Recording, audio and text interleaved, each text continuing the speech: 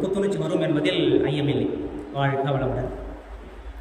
இந்த ஒரு அற்புதமான மாலை வேளையில் நாம் சிந்தனைக்கு எடுத்துக்கொண்ட தலைப்பு செயல் விளைவு தத்துவம் என்ற தலைப்பிலே நம்ம சிந்திக்க போகிறோம். காஸ் அண்ட் எஃபெக்ட் கிளாசிக்னு சொல்லுவாங்க. ஒரு செயலை நாம் செய்கிறோம், அதற்கு விளைவை தருவது இறைநிலை. ஒரு மனிதன் ஒரு செயலை செய்கிறான், அதற்கு கூலி தருவது இறைநிலை. மனிதனுடைய செயலிலிருந்தே அந்த கூலி கணக்கை கொடுக்குறான். அதுதான் சூட்சம். நம்மளுடைய செயலிலேயே விளைவும் சேர்த்து வச்சுருக்கான். அப்போது நமக்கு வரக்கூடிய இன்பமோ துன்பமோ, லாபமோ நஷ்டமோ, புகழோ இகழோ, வரவோ செலவோ எல்லாமே நம்முடைய செயல்களிலிருந்து தான் வர முடியுமே தவிர வேறு எங்கிருந்தும் வெளியிலிருந்து வர முடியாது. இதை நம்ம ஆழமாக புரிஞ்சுக்கணும். சுவாமி சொல்லுவாங்க, கல்லார் கற்றார் செயல் விளைவாய் காணும் இன்ப துன்பம் அவன் அப்படின்பார். படித்தவனோ படிக்காதவனோ, ஏழையோ பணக்காரனோ, நீ செய்த செயலுக்கு விளைவு இன்பமாகவும் துன்பமாகவும் வரும். அதுதான் தீதும் நன்றும் பிறர் தர வாரா அப்படின்னு சொல்லுவாங்க. நல்லதோ கெட்டதோ மற்றவங்க மூலிமா வருவதில்லை, நம்முடைய செயல்களிலிருந்தே வருவது அப்படின்னு சொல்லிட்டு முன்னாடியே சொல்லியிருக்காங்க முன்னோர்கள். எதுவும் சொல்லாமல் இல்லை இல்லையா? அப்போது நம்ம செய்கிற செயல்கள் மூலியமாக தான் ஒவ்வொரு விளைவாக வந்திருக்கிறது என்ற ஒரு புரிதல், என்ற ஒரு தெளிவு மக்களிடையே இல்லை. அதனால தான் இவ்வளோ சிக்கல், இவ்வளோ பிரச்சனை சமுதாயத்தில். ஏன்னா நம்ம 6 அறிவு இருக்குது, அதை யோசித்து பார்க்கணும். 6 அறிவு முழுமையாக பெற்றவங்க தான் ஞானிகள் அதை உணர்ந்து சொல்லியிருக்காங்க. உலகினிலே வாழும் உயிரினங்கள் எல்லாம் ஓரறிவு முதல் 6 அறிவுக்குள்ளாம். பலவும் ஒளி, ஒளி, ருசி, மனம், ஊறு என்ற பஞ்ச உணர்ச்சிகளுக்குள் அடங்கினாலும் நலம் தீது காரணங்கள் உணரும், நலம் தீது காரணங்கள் உணரும் யூக நல் ஆற்றலினும் 6ஆம் அறிவு மட்டும் நிலமீது மாந்தருக்கே உரிதாம். அதனால் நிறைவொழுக்கும் ஞானம் இவை மனிதர்க்கேயாம் அப்படிங்கிறார். அப்போ நல்லது கெட்டது அப்படி பிரித்து பார்க்குற ஒரு திறமை மனிதர்கள் தான் இருக்குது. விலங்குகளாக இருக்குமா? விலங்குகள்லாம் 5 அறிவு விலங்கு. அது இயற்கை வளங்களை உள்ளது உள்ளவாறே அனுபவிச்சுட்டு மடிஞ்சு போகுது. ஆனால் 6வது அறிவு நம்ம இயற்கை வளங்களை வாழ்வின் வளங்களாக தரமாற்றி உருமாற்றி அழகுபடுத்தி அனுபவிக்கிறோம் அறிவின் மூலமாக இல்லையா? நம்ம அதில் நிறைவடைஞ்சோன்னா அடையலை, இன்னும் திருப்தி இல்லை நம்ம புலம்பிகிட்டே இருக்கும். அப்போ இந்த 6வதுடைய சிறப்பே அதான். அப்போ இந்த 6வது முழுமை அடையணும், கொஞ்சமாக வளர்ச்சி அடையணும். இல்லைன்னா நான் அறிவின் குறைபாடு. அறிவின் குறைபாடு என்னது? அறியாமை, அலட்சியம், உணர்ச்சி வயம். இதுதான் அறிவின் குறைபாடு. அப்போ அறியாமையாலோ இல்லை அறிந்தும் அதை அலட்சியம் செய்தாலோ இல்லை உணர்ச்சி வயப்பட்டோ செய்கின்ற செயல்கள் மூலமாக விளைவுகள் எப்படி வரும்? துன்பமாக இல்லையா? அப்போ அகால மரணம், கை கால் உடையது, நிறைய துன்பங்கள் வருது இல்லையா? சிக்கல்கள். அப்போ நம்ம அறிவின் குறைபாடுகள் மூலமாக வர சிக்கல் தான் எல்லாமே. அப்போ நம்ம அதை தெளிவாக புரிஞ்சுக்கணும். அப்போ அப்படி வரக்கூடிய செயல்கள் உடனேவும் வரலாம், ஒரு 10 வருஷம் கழிச்சு வரலாம், இல்லை 50 வருஷம் கழிச்சு வரலாம், இல்லை அடுத்த தலைமுறை கூட வரலாம். எப்போ வேணால் வரும், சொல்ல முடியாது. இப்போ ஒரு உதாரணம் சொன்னால் உங்களுக்கு புரியும். நம்ம கல்யாணத்துக்கெல்லாம் போயிருக்கோம், வாழ்த்தோம் இல்லையா? கையில் அச்சத்தை வச்சுட்டு இங்கேருந்து விசிறி அடிப்போம். எதுக்கு முன்னாடி மாப்பிள்ளை பொண்ணு மேலே விழாது, முன்னகருக்கு மேலே தான் விழும் அந்த அரிசி. அப்படி போட்டு பந்திக்கு குந்தின்னு சொல்லுவாங்க இல்லையா? அது மாதிரி குந்தி வேகமாக ஓடும். அப்படி ஒருத்தர் போட்டு வேகமாக போகிறாரு, டைனிங் டேபிள் கீழே இறங்கி போகிறாரு. அப்போது ஃபஸ்ட்டு டேபிளில் உட்காந்துருப்பார் இல்லையா? அந்த வாட்டர் பாட்டில் வச்சுதான் அதை தள்ளி விட்டு போயிடுறாரு. அவர் கீழே குந்தி பார்க்குறாரு, வாட்டர் பாட்டில் காணும். தேடி பார்க்குறாரு, எங்கேயோ வந்து போயிடுச்சு. அவர் என்ன பண்ணார்? ரைட் சைடில் இருக்குது இல்லையா, லெஃப்ட் சைடில் வேறு ஒருத்தர் வச்சுருப்பாங்க இல்லையா, அதை எடுத்து குடிக்கிறார். அவர் என்ன பண்ண பக்கத்தில், அது பக்கத்தில் அப்படி மாற்றி குடிக்கிறாங்க. அப்படியே போயிடுச்சு. கடைசியாக ஒருத்தர் வந்து பா என் தண்ணி பாட்டில் வைக்கலப்பா அப்படின்னு சத்தம் போடுறாரு. அது யாருன்னு எட்டி பார்த்தா இங்கே தட்டி விட்டு போனார் அவர் தான். அப்போது விளைவு உடனே வருது. இது ஒரு உதாரணம். இப்போது என் வாழ்க்கையில் நடந்த விஷயம் 10 வருஷம் கழிச்சு கூட விளைவு வரும். என் வாழ்க்கையில் நடந்த உண்மை சம்பவம், கதை அல்ல. இப்போது திருமணம் ஆகி எனக்கு 2 குழந்தைங்க இருக்கிறாங்க. என் கல்யாணத்துக்கு முன்னாடி பொண்ணு பக்கத்துக்காக போயிருந்தோம். என் ஃப்ரெண்டு அதை கூட்டு போயிருந்தார். ஆர்மி பக்கத்தில் தேவிகாபுரம் பக்கத்தில் ஏதோ ஒரு ஊர். அப்போ கூட்டு மாட்டா நான் வண்டியில் போகிறோம். போயிட்டே இருக்கும்போது ஒரு மாட்டு வண்டி வருது, இந்த பக்கம் போகிறாரு. அவர் ஓவர்டேக் பண்ணி இப்படி வந்தார். யாரோ ஒருத்தர் வந்து 2 பேரும் வண்டி மோதிச்சு. வண்டிக்கு எதுவும் ஆகலை, இவர் தலையும் அவர் தலையும் மோதிச்சு. ஹெல்மெட் போடல 2 பேரும். தலையும் மோதல, அவர் தலை நல்லா ஸ்ட்ராங், எதுவும் ஆகலை. என் ஃப்ரெண்டுக்கு இந்த பூர்வ எலும்பு இருக்கு இல்லையா, இந்த எலும்பு உள்ளே உடஞ்சிச்சு. அந்த உள்ளே உடஞ்சினா ஒரு பொட்டு ரத்தம் கூட வெளியே வரல. உள்ளே மட்டும் உடஞ்சிருக்கு. அதோடைய சிம்டம்ஸ் வாந்தி ரத்தமாக வருது. நாங்கள் பயந்துட்டோம், ஐயோ என்னாச்சுன்னு தெரியலையே. ஏன்னா இந்த உள்ள எலும்பு முடிஞ்சு அந்த சிம்டம்ஸ் ரத்தமாக வாந்தி வரும்பொழுது அப்புறம் கூப்பிட்டு வந்து அங்கேயே ஆர்மியில் ஒரு ஹாஸ்பிட்டலில் சேர்த்து பார்த்தோம். ஒரு ஃபர்ஸ்ட் எய்ட் பண்ணாங்க. அதுக்கப்புறம் வேலூரில் ஜேஜே ஹாஸ்பிட்டல் ஒன்று இருக்குது, அங்கே கூப்பிட்டு போயிட்டு அப்புறம் நான் திருச்சியில் ஒர்க் பண்ணிங்க இல்லையா, அங்கேருந்து இப்போ ஃபோன் பண்ணுறாரு, இந்த மாதிரி ஹாஸ்பிட்டல் இருக்குது. அப்புறம் வந்தேன், வந்து ஜேஜே ஹாஸ்பிட்டலில் ஆப்ரேஷன் பண்ணுறாங்க. அங்கே ஒன்ஜி இடத்துல பிளாஸ்டிக் சர்ஜரி மாதிரி பண்ணணும், பிளாஸ்டிக் வச்சாங்க. ஒரு 20,000 அவங்க செலவு சொன்னாங்க. அப்போ தான் ஃபஸ்ட்டு வேலையில் சேர்ந்து போனஸ் 20,000 வாங்கி வச்சுருக்கேன். கல்யாணம் ஆகலப்போ எங்கள் அம்மா கிட்ட கொடுத்தா ஒரு வளையல் வாங்கி தரேன் கொடுத்தா அவங்க வீரை வச்சுருந்தாங்க. அதுக்கப்புறம் அந்த அம்மா கிட்ட போயிட்டு ஒரு அப்புறம் வாங்கி தர கொடு, அந்த 20,000 வாங்கி போய் வேறு என்ன பண்ணுறது, நமக்காக கூப்பிட்டு நம்ம வேலைக்காக வந்தார். நம்மளுக்கு செயல் வெளியே தெரியும் இல்லையா, சரி அப்படின்னு ஏன் அந்த பதிவு வாங்கிட்டு போய் கொடுக்கலான்னு கொடுத்தேன். ஆப்ரேஷன் சக்ஸஸாக வந்துச்சு. ஒரு வாரம் வச்சு மறுபடியும் வலி ஒரு சரியாக வரல. ஏன்னா அந்த பிளாஸ்டிக்கும் அதுவும் சேரலை, சீவ் வச்சு ஏதோ ஆயிடுச்சு. மறுபடியும் ஃபோன் அடிக்கிறாரு, அது சரியில்லை, சென்னையில் மேட் ஹாஸ்பிட்டல் போய் பார்க்கணும் அப்படின்னு சொல்கிறாரு. என்னடா இது வேறு சொல்லிட்டு மறுபடியும் ஒரு 20,000 கடை வாங்கி, அது வீட்டுக்கு தெரியாது, வெளியே தெரியாது, இப்போ உங்களுக்கு மட்டும் தான் சொல்கிறேன், யாருக்கு சொல்கிறாரு. மறுபடியும் கடை வாங்கி 20,000 கொடுத்தேன். அதுக்கப்புறம் ஹாஸ்பிட்டல் போயிட்டு செக் பண்ணிட்டாங்க. இப்போ உள்ள சரியாயிடுச்சு. ஆனால் கொஞ்சம் பள்ளமாக அவ்வளோதான். ஏன்னா என்னதான் பணம் கொடுத்தாலும் பிராயச்சித்தம் செய்தாலும் அவங்க மனைவி அம்மா எல்லாம் நினைப்பாங்கல்ல, இவங்க கூட்டு போய் தான் இப்படி ஆயிடுச்சு. அந்த வருத்தால் இருக்குமா இருக்காதா, அது அப்படியே பிரபஞ்சத்தில் பதியும். அது அப்படியே எனக்கு வந்து தாக்கிச்சு. 10 வருஷம் கழிச்சு எப்படி பாருங்கள். இப்போ கல்யாணம் ஆகிடுச்சு, குழந்தைலாம் இருந்துச்சு. என் பையன் இப்போ 3rd படிக்கிறான். அவன் ஃபஸ்ட் ஸ்டாண்டர்ட் படிக்கும்போது சைக்கிளில் கோட்டஸில் போகும்போது சைக்கிள் போயிட்டு எவ்வளோ கிரிக்கெட் விளையாடிட்டு இருக்கான். இவன் சைக்கிள் சின்ன சைக்கிள் இப்படி போகும்போது இப்படி பின்னாடி வரத்தை பார்க்காம அடிச்சிட்டான். அதே இடம் அதே 8 தையல் குழந்தைக்கு கீழே இல்லை பேட்டு. அவன் அடித்த பேட்டு இப்படி அவன் வந்து இப்படி வச்சிச்சு பேட்டு அப்படியே பெரிய தையல். நம்ம செய்த நல்ல விஷயங்கள் பாருங்கள், அந்த இடத்துல பக்கத்து வீட்டில் யாருன்னே தெரியாது. அவங்க கூட்டு போயிட்டு சத்தமாக ஊற்றுது, அப்படியே கையை பிடிச்சிட்டு வண்டியில் குறைச்சி போயிட்டு அவங்ககிட்டே கேட்குறான், நீ யார் பையன், அப்பா நம்பர் தெரியுமான்னு கேட்குறான். அவன் சொல்கிற நம்பர். அப்போ நான் உள்ள ஆஃபீஸ் இருக்கிறேன், எனக்கு ஃபோன் பண்ணுறாங்க. நரேஷோட பேரண்டான, ஆமாம் இந்த மாதிரி ஆக்ஷன் இது ஆகிடுச்சு வாங்க பயந்துட்டு நாக்கில் தண்ணீரில் அப்படியே மாறி ஆயிடுச்சு. வேகமாக ஒடியாந்து அப்போ கூட என்ன தோண்டு பாருங்க, முன்னே செய்த வினை கனவே மூண்டதவே அப்படின்ற மாதிரி நினச்சிட்டு வரேன். அப்போ நான் வரதுக்குள்ளே அந்த ஆம்புலன்ஸ் கிளம்பிடுச்சு. ஹாஸ்பிட்டலேருந்து பில் ஹாஸ்பிட்டலேருந்து கிளம்பி வீட்டிலேருந்து தவிர தெரிஞ்சு போயிட்டாங்க. அப்படி ஆற்காடு வந்து இது அப்போலோ ஹாஸ்பிட்டல் போனோம் இல்லையா, ஆற்காடு வந்து வருது. நான் அப்படி அவரக்கார வழியாக அப்படி ஷார்ட்கட்டாக வழிவிட்டுக்குது. நான் அவங்க வரத்துக்கும் நான் வரத்துக்கு போயிட்டேன் சைட்டாக. அப்போ வரும்போது என் பையன் சொல்கிறான் அம்மா கிட்ட, அப்பா நீலாம் சொல்ல ஃப்ரீயாக யோகா தான் எடுக்கிறீங்க, நம்மளுக்கே அது மாதிரி வருது. அந்த சின்ன குழந்தை கேட்குது, நல்லா வாட்ச் பண்ணுறாங்கல்ல நம்ம செய்கிற செயலை, நம்ம ஃப்ரீயாக யோகாலாம் எடுக்கிறோம், மக்கள் இல்லை தான் செய்கிறோம், நம்மளுக்கே அது மாதிரி ஆகுது அப்படின்னு கேட்குறான். அவன் சவால் பண்ணி கூப்பிட்டு வந்தாங்க. அப்புறம் போய் பார்த்தோம், வெளியே தையல் தெரியாதுன்னு சொல்லிட்டு அப்புறம் உள்ளே தையல் போட்டாங்க. அப்போ போட்டு சரி பண்ணிட்டாங்க. அப்போது எப்போ நடந்த விஷயம் பாருங்கள். நான் அப்புறம் தான் யோசிச்சு பார்த்தேன், எப்படி அதே இடத்துல கரெக்டாக யோசிச்சு பார்த்தா லிங்க் ஆகுது. 10 வருஷம் கழிச்சு அந்த தாக்குதல் வருது.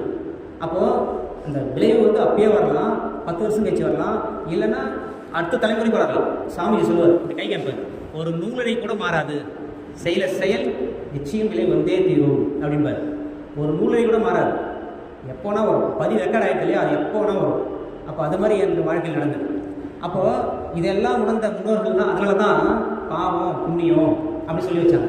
நம்ம முன்னோர்கள் சாதாரண நாள் இல்லை சொன்னால் அப்போ அறிவு வளர்ச்சி புரியாதுன்னு சொல்லிட்டு நரகம் சொர்க்கம்னு ஒரு கான்செப்ட் வச்சுட்டாங்க. நீ நல்லது பண்ணால் சொர்க்கத்துக்கு போவேன், ஜாலியாக இருக்கலாம். எதனால் கெட்டது பண்ண நரகத்தில் போய் என்ன செஞ்சு வருப்பாங்க. அப்போது அச்சமூட்டியும் ஆசை காட்டியும் மக்களை நல்வழிப்படுத்தினாங்க. ஆனால் இப்போ விஞ்ஞானம் நல்லா வளர்ந்துச்சு. காலையில் டிஃபன் இந்தியாவில் சாப்பிடலாம், மதியம் சாப்பாடு அமெரிக்காவில் சாப்பிடலாம், நைட்டு ஜப்பானில் போய் சாப்பிடலாம். அந்தளவுக்கு விஞ்ஞானம் அந்தளவுக்கு வளர்ந்துச்சு. எல்லா நாடுகளும் இணைந்திருக்குது இல்லையா. அப்போது நரகம் சொர்க்கம் அப்படின்ற ஒரு கற்பனை கிழிஞ்சிச்சு. கற்பனையாக வச்சு நல்லது பண்ணாங்க இல்லையா. இப்போ சொல்ல முடியல, விஞ்ஞானம் வளர. இப்போ என் பையன்கிட்டயே ஏய் தப்பு பண்ண யமதர்ம ராஜா உன்னை போட்டு எண்ணெயில் வருப்பாடுறா அப்படின்னு வச்சுக்கா, நீ போய் பார்த்து வந்தியா கேட்குறான். அது பதில் சொல்ல முடியுமா? ஆனால் அந்தளவுக்கு மக்கள் வளர்ச்சி, அறிவு வளர்ச்சி வந்துச்சு. அப்போ அவனை சொல்லி புரிய வைக்க முடியல. அப்போது பக்தி மார்க்கமும் நம்பிக்கை இல்லை, ஞான மார்க்கமும் மறைமுகமாக வைக்கப்பட்டது. அதுதான் சிக்கல். அப்போ இதுலேயும் பிடிப்பில்லை, அதுலேயும் பிடிப்பில்லை, அப்படி இருக்குது. அப்போ இதனால் என்ன ஆகும்? சிக்கல் தான், சமுதாயத்தில் சிக்கல் தான். மனிதனின் பெருமதிப்பை மனிதன் காணா மயக்கத்தால் எண்ணிறைந்த பல குற்றங்கள் மனிதனிடை அதிகரித்து இனிய வாழ்வை மாசுபடுத்தி துன்பம் பெருக்க கண்டோம். அப்போ மக்கள் துன்பம் அதிகரிச்சுட்டே தான் இருக்குது. அந்த 6வதுடைய சிறப்பை உணரலை. நம்ம எதுக்காக வந்திருக்கிறோம், நம்முடைய நோக்கம் என்ன, வாழ்வின் நோக்கம் என்ன, அது முறையறிந்து வாழக்கூடிய சொல்கிறதுக்கும் ஆள் இல்லை, சொன்னாலும் புரியல, அந்த மாதிரி நிலை நீடிச்சுட்டே தான் இருக்குது. அப்போ இந்த செயல் விளைவுன்ற தத்துவத்தை புரிஞ்சுக்கிட்டாங்கன்னா அப்போ ஒவ்வொரு பொருள் அன்பும் கருணியமாக இருப்பாங்க. இதனால தான் நடக்குதுப்பா, எல்லாத்தையும் ஏற்றுக்கொள்ளக்கூடிய ஒரு நிலை இயல்பாக வந்துடும். அதுக்காக சொல்லி வச்சாங்க, பிறர்க்கென்னா முற்பகல் செய்யும் தமக்கென்னா பிற்பகல் தானே வரும் அப்படிலாம் சொல்லி வச்சது காரணம் தான். அப்போ நம்ம செயல் செய்வதற்குத்தான் முழு அதிகாரம் இருக்குது, ஃபுல் ரைட்ஸ் இருக்குது செயல் செய்வதற்கு. யாரும் தடுக்க முடியாது, எந்த செயல் வேணால் செய்யலாம், நமக்கு அதிகாரம் இருக்குது. ஆனால் விளைவு இப்படித்தான் வர வேண்டும் என்று சொல்வதற்கு யாருக்குமே அதிகாரம் கிடையாது. இருக்கா? விளைவு இப்படி தான் வரணும் அதிகாரமே கிடையாது. செயலை செய்வதற்கு தான் ஃபுல் ரைட்ஸ் நம்ம இருக்குது. அப்போது ஆனால் விளைவுகளை மாற்ற எப்படி வரணும்னு நினச்சி செயலை வேணால் மாற்றலாம். அப்போ நல்ல செயல் செய்தால் நல்ல பதிவு, நல்ல விளைவு. அப்புறம் செயல்களை மாற்றுவதற்கு அதிகாரம் இருக்குது, விளைவுகளை மாற்றுவதற்கு நமக்கு அதிகாரமே கிடையாது. ஒரு கிராமத்தில் நல்ல வசதியானவர், ரொம்ப வசதியான ஒருத்தர், அவர் பக்கத்து வீட்டில் பூசணிக்காய் காய்ச்சிருக்கு. அதை போய் ஒரு நாள் போய் திருடிடுவார். வசதியான ஏன் போய் திருடுறாங்க? இந்த அல்ப புத்தினவங்கள திருடி சாப்பிட்டா டேஸ்ட் இருக்குது. அது மாதிரி அவ்வளோ வசதியானவங்க பக்கத்தில் போய் பூசணிக்காய் திருடிடுவார். திருடிட்டு உடனே அந்த ஊர் ஃபுல்லாக பரவிடும், பூசணிக்காய் திருட அப்படி ஃபுல்லாக பரவிடும் ஊர் ஃபுல்லாக. அப்படியே காலம் போது அவனுக்கு ஒரு பையன் பிறகுறான், அவன் கொஞ்சம் வளர்றான். அப்போ எல்லோரும் பூசணிக்காய் திருடு, அது ஒரு லேண்ட்மார்க் மாதிரி ஆக்சுவலி வச்சுங்களேன். கந்தசாமி வீடு எங்கே பார்க்குது? அந்த பூசணிக்காய் திருடு பக்கத்து விட்டுப்பா. முனுசாமி வீடு எங்கே பார்க்குது? அந்த பூசணிக்காய் அவங்க எதிர் விட்டுப்பா. அப்படின்னு சொல்லி பழக்கமாயிடுச்சு. அவன் மகனுக்கு ரொம்ப கஷ்டமாயிடுச்சு, என்னடா இப்படிலாம் ஆகி போச்சு அப்பா பேர் அப்படின்னு ரொம்ப கஷ்டப்படுறான். அந்த நேரத்தில் ஒரு துறவி அந்த ஊருக்கு வராரு. அந்த ஊருக்கு வரும்போது இதுமாதிரி சொல்கிறாரு சாமிக்கிட்ட. அப்போ அந்த துறவி சொல்கிறாரு, சரி தினந்தோறும் நீ ஒரு அன்னதானம் கொடுப்பா, எல்லாருக்கும் ஒரு 100 பேர் 200 பேர் தினந்தோறும் அன்னதானம் போடு அப்படின்னாரு. அன்னதானம் போட்டால் மாறுமா? சொல்கிறது நீ செய், அவப்போ பாருன்னு சொல்கிறார். சரி இவரும் அவர் குரு சொல்லிட்டாருன்னு சொல்லிட்டு தினந்தோறும் அன்னதானம் போடுறார் போட்டுக்கிறார். ஒரு 48 நாள் போடுறாரு, ஒரு மண்டலம். எந்த ஒரு செயல் செய்தாலும் உடல் செல்லிலும் மூளை செல்லிலும் பதிவாயிடும். அதுக்கப்புறம் நம்மளே விட்டாலும் விட முடியாது. இப்போ உடற்பயிற்சி செய்கிறோம் இல்லைங்களா, தொடர்ந்து ஒரு 40 நாள் செய்யுங்க, அதுக்கப்புறம் நம்மளை விட முடியாது, பதிஞ்சிடும். தொடர்ந்து செய்து ஒரு எண்ணம் வரும், விட்டுட்டாவே ஐயோ ஏதோ விட்ட மாதிரியே வரும். அது மாதிரி அவன் அன்னதானம் செய்கிறான் அதே பழக்கமாயிடுச்சு. அப்படி தொடர்ந்து செய்கிறான், வருஷங்களில் செய்கிறான். இப்போது அந்த முனிசாமி வீடு எங்கே பார்க்குது? அன்னதானம் போடுவாங்களே பக்கத்து விடுப்பா. கந்தசாமி வீடு எங்கே பார்க்குது? அந்த அன்னதானம் போடுவாங்க எதிர் விடுப்பா. அப்படி பேர் மாறிடுச்சு. அப்போது ஏற்கனவே செய்த செயலுடைய விளைவை மாற்ற முடியாது, ஆனால் செயல்களை மாற்றினா அதுக்கப்புறம் வர பதிவு விளைவு நல்லதாக விளைவாக வரும் இல்லையா? அப்போ நம்ம செய்கிற செயல்களுக்கு விளைவு வந்தே தீரும். நம்ம எந்த செயல் செய்யணும் நம்ம தான் முடிவு பண்ணணும். நல்லது செய்தா இல்லை கெட்டது செய்தா அப்படின்னு நம்ம தான் முடிவு பண்ணணும். அப்போ நம்ம இப்போ உணவு சாப்பிட்றோம், அதிகமாக சாப்பிட்டா 4 இட்லி சாப்பிடணும், டேஸ்ட்டாக இருக்குதுன்னு சொல்லிட்டு சட்னி நல்லா இருக்குது, ஒரு 6 இட்லி 7 இட்லி எக்ஸ்ட்ரா சாப்பிட்றோம், நான் அஜீரணம் ஆயிடுச்சுன்னா வயிறு வலி, நமக்கு தான் துன்பமாக வரும். அப்போ நம்ம செய்கிற செயலேருந்து துன்பமாக வருது இல்லையா? உணவு உழைப்பு பாருங்கள், அதிகமாக உழைச்சா உடல் செல்லாம் டேமேஜ் ஆகிடும், வலியாக இருக்கும். இப்போ உழைக்காமல் இருக்கலாமா அப்படின்னா அதுவும் துன்பம் தான். உழைக்காமல் இருந்தால் உடல் செல்கள் மந்தமாகிடும், கழிவுகள்லாம் வெளியேறாது, அதுவும் துன்பம் தான். அப்போ நம்ம செய்கிற செயலுக்கு மாறுது. தூக்கமும் அப்படி தான். நல்லா தூங்குங்க, அதுக்கான ரிசல்ட் வெளியே பாருங்கள். நாளைக்கு காலையில் நல்லா ஃப்ரெஷ்ஷாக இருந்துருப்பீங்க. தூங்காமல் நல்லா நைட் ஃபுல்லாக கண்ணு வச்சு வேலை செஞ்சு போடுங்க, மறுநாள் கண்ணெலாம் எரியும். அதற்கான விளைவு இப்போ நம்ம பண்ணுற செயலுக்கேற்ற விளைவு அனுபவிச்சு ஆகும், வேறு வழியே கிடையாது. இப்போ செயலிலே விளைவு இருக்குது, அதை நம்ம உணர்ந்து கொள்ள வேண்டும். தப்பு கணக்கிட்டு தான் ஒன்றை எதிர்பார்த்தால் ஒப்புமோ இயற்கை விதி, ஒழுங்கமைப்பிற்கு ஒத்தபடி அப்போதைக்கு அப்போது அளிக்கும் சரி விளைவு, எப்போதும் கவலைப்பட்டு இடர்படுவார் இதை உணரார். அப்போ எதிர்பார்ப்பு என்பது ஏமாற்றம் தான். நம்ம ஒரு நான் படிக்கவே இல்லை, ஆனால் எக்ஸாமில் பாஸ் ஆகணும்னு எதிர்பார்க்க தப்பு தானே. படித்தா தான் பாஸ் ஆக முடியும். அது தப்பு கணக்கிட்டு தான் ஒன்றை எதிர்பார்த்தால் ஒப்புமோ இயற்கை விதி, ஒழுங்கமைப்பிற்கு ஒத்தபடி அப்போதைக்கு அப்போது அளிக்கும் சரி விளைவு, எப்போதும் கவலைப்பட்டு இடர்படுவார் இதை உணரார் அப்படின்ற சுவாமி. இப்போது ஒரு வீட்டில் பார்த்தீங்கன்னாக்கா ஒரு ஹஸ்பண்ட் வேலைக்கு போகிறார், நல்லா சம்பாதிக்கிறார். அந்த மனைவி கிட்ட சம்பாதிக்கிறார்ல, அந்த ஆணவத்தில் அப்பப்போ எதாவது சொல்லுவார், என்ன உப்பே இல்லை இதில் அப்படி திட்டுறாரு. அந்த அம்மா எதுவும் பேச முடியாது இல்லையா? அந்த நூலில் மணி கோப்பாங்க இல்லையா, பார்த்துக்கிறீங்களா? நூலில் மணி கோப்பாங்க ஒன்றுனா உப்பே இல்லை அப்படி சொன்னால் அந்த நூலில் மணி கோக்குற மாரி கோத்து வச்சுக்கிறாங்க. துணி துவைக்கிறது என்ன பண்ணிட்டு இருக்காரு அப்படி கேட்குறாரு. அந்த ஆணவம், சம்பாதிக்கிற ஆணவம் நூலில் கோத்துக்கிறாங்க. அப்புறம் டே போல் 4 சார் 60 வயசில் ரிட்டையர்மெண்ட் ஆகிட்டு வீட்டுக்கு வந்து உட்கார்றாரு. அம்மா ஒரு காப்பி போட்டு விடுமா. அந்த மணி திருப்பி கோத்து எடுத்து அடிக்கிறாங்க. சுமதானகர் வந்து காப்பி. அம்மா தண்ணி பண்ணுவோம்மா. சுமதானகர் போய் நீயே போய் குடியா. அவர் பண்ண செயல் அதுக்கப்புறம் எவ்வளோ நாள் கழிச்சு விளைவு வந்து பாருங்கள். அப்போ செயலுக்கேற்ற விளைவு நிச்சயம் உண்டு, எப்போனா வரும். அப்போ நம்ம சம்பாதிக்கிற அந்த ஆணவத்தை, ஏன்னா குடும்பத்துக்காக சம்பாதிக்கிறோம், அந்த சம்பாதிக்கிற ஆணவத்தில் ஏதோ ஒன்று பேசிட்டா அவங்க வந்து அப்படியே மனசுக்குள்ளே வச்சுக்கிறாங்க. அந்த வஞ்சம்ன்றது வச்சு மறுபடியும் விளைவு எப்போ வருதுங்க? 60 வயசுக்கு அப்புறம் வருது. அப்போ எப்போ வந்தாலும் விளைவு வரத்தான் செய்யுது இல்லையா? நான் ஊருக்கு போகும்போது, எங்கள் ஊருக்கு கலவை பக்கத்தில் ஊர், இப்போ போகும்போது ரோட்டில் ஒரு 500 ரோடு இருந்துச்சு. பக்கத்தில் யாருமே இல்லை, ஃபுல்லாக காடு, இந்த பக்கம் காடு, வீடே கிடையாது. அப்புறம் என் பையன் போய் எடுத்துகிட்டு வந்தான். அது யார்கிட்ட, அங்கே யார்கிட்ட கொடுக்கறதுக்கு ஆள் இல்லை. அதை போய் நம்ம போலீஸ் ஸ்டேஷனில் கொடுக்க முடியும், எங்கே போய் கொடுக்குறது? சரி நாங்களே வச்சுக்கிட்டோம் அந்த 500 ரூபா. பாருங்கள், 2 நாள் கழிச்சு என் காரு பிரேக் டவுன் ஆகிடுச்சு. 5000 ரூபா செலவு வச்சிச்சு. இரையாற்றலுக்கு தெரியாது அது 500 ரூபாவா 1 ரூபாவா, அதெல்லாம் தெரியாது, பதிவு ஆகுதுல்ல. இப்போ அந்த 500 ரூபா போட்டார்ல, அவருக்கு அந்த 500 ரூபாவை 5000 பேர் இருந்துக்கலாம், ரொம்ப ஏழ்மையானவராக இருக்கலாம். அந்த 500 ரூபா போட்டோன்னா ஐயோ போச்சே இவ்வளோ போச்சேன்னு வருத்திருப்பார்ல, அந்த வருத்தம் வந்து எனக்கு வந்து 5000 ரூபா செலவு வச்சிச்சு உடனே 2வது நாளே. அப்போது நம்ம அது என்ன பண்ணுறது? அப்போ செயலுக்கேற்ற விளைவு இருக்கு தான் செய்யுது, அது நம்ம உணர்ந்துக்கணும் இல்லையா? அப்போது நம்ம இந்த அலை இயக்கம் சொல்லுவோம் சுவாமி, வேவ் தேரி, அது நத்திட்டாங்க. வேவு, அலை, மோதுதல், பிரதிபலித்தல், சிதறுதல், பெனட்ரேஷன், ஊடுருவுதல், இரண்டுக்கும் இடையே ஊடாடுதல். மோதுதல், கிளாஷ், எந்த ஒரு அலை இருந்தாலும் ஃபஸ்ட்டு மோதும். சயின்டிஃபிக்காக அதை நிரூபிச்சிருக்காங்க. ஃபஸ்ட்டு ஒரு அலை, ஒரு கிணத்துல குதிக்கிறீங்க, அந்த குச்சிக்குள்ள தண்ணி அப்படி அலை போகுது இல்லையா, போய் கரையில் போய் மோதும், அதான் கிளாஷ், மோதுதல். அப்புறம் பிரதிபலித்தல், அங்கே திருப்பி வரும் பிரதிபலித்தல். அப்புறம் தண்ணி சிதறது இல்லையா, சிதறுதல். அப்புறம் பெனட்ரேஷன், ஊடுருவுதல், அந்த மண்ணுக்குள்ளே ஊடுருவும். அதுக்கப்புறம் இரண்டுக்கும் இடையே ஊடாடுதல். இந்த அலை போய் அங்கே போதுதா, அங்கேருந்து இப்படி வரும், இப்படி தண்ணி ஆடிட்டு இருக்கும், கணத்தில் பார்த்தீங்கன்னா தெரியும், தலை. அப்போ இந்த 5 தன்மைகள் தான் அலை. எல்லா கோள்களிலிருந்தும் அலை வருது, அதே மாதிரி தான். அப்போது அந்த கோள்களிலிருந்து, சூரியனிலிருந்து அலை வருதுன்னா ஆரஞ்சு நிறமான காந்த அலைகள் வீசிருக்குது. அப்போ அந்த சூரியனுடைய தன்மைகள் அனைத்தும் அந்த அலையில் வரும், அனைத்தும் வரும். இப்போ புதன்னா பசுமை நிறமான காந்த அலைகள், அது நம்ம தோலோடு தர முடியாது. அப்போ அந்த அலை ஃபுல்லாக நம்மளுக்கு வரும். அப்போ எல்லாமே அலை தான், எல்லாமே நம்ம மனிதர்லேருந்து எல்லாமே அந்த அலை தத்துவம் தான், அப்படி வருது. இப்போது ஒரு உதாரணத்துக்கு பாருங்கள், ஒரு டேம் இருக்கு இல்லையா, மேட்டூர் டேம்லாம் சொல்கிறேன், அணை. அந்த அணையில் தண்ணி இருக்குது. இப்போ மழை பெஞ்சு வேறு ஏதோ ஒரு ஆற்றுலேருந்து புது தண்ணி, செம்மண் கலரில் தண்ணி வருது, அந்த ஆற்றுல வந்து கலக்குது, அந்த டேமில் கலக்குது. அப்போ அந்த டேமில் இருக்கிற தண்ணி கலர் மாறுமா, இல்லை பழைய கலரே இருக்கும்? மாறும் இல்லையா? அப்போது எதுனா ஒன்று கலந்துச்சுன்னா அதோட தன்மையே மாறும். ஒரு டம்ளரில் ஜூஸு, இந்த டம்ளரில் எலுமிச்சை ஜூஸு, இது சாதாரண தண்ணி, இது ரெண்டுத்தையும் ஒன்றா கலக்கிறோம், அப்போ தன்மை மாறும் இல்லையா? அதுபோல் நம்மளுடைய எண்ணங்கள் எது இருந்தாலும் அந்த அலைகள் போய் மற்றவங்களுக்கு ரியாக்ட் பண்ணும். இங்கே போய் அங்கே 2 கலந்துச்சுன்னா ஒரு மாற்றம் கண்டிப்பாக நிச்சயம் ஏற்பட்டு தீரும். இது சயின்ஸ், ஏற்பட்டு தீரும். அப்போது நம்ம எந்த ஒரு எண்ணம் செய்தாலும் ஏதாவது அப்படியே பதிவாகி மற்றவங்களுக்கும் அதை போய் தாக்குறது இந்த தத்துவம் தான்.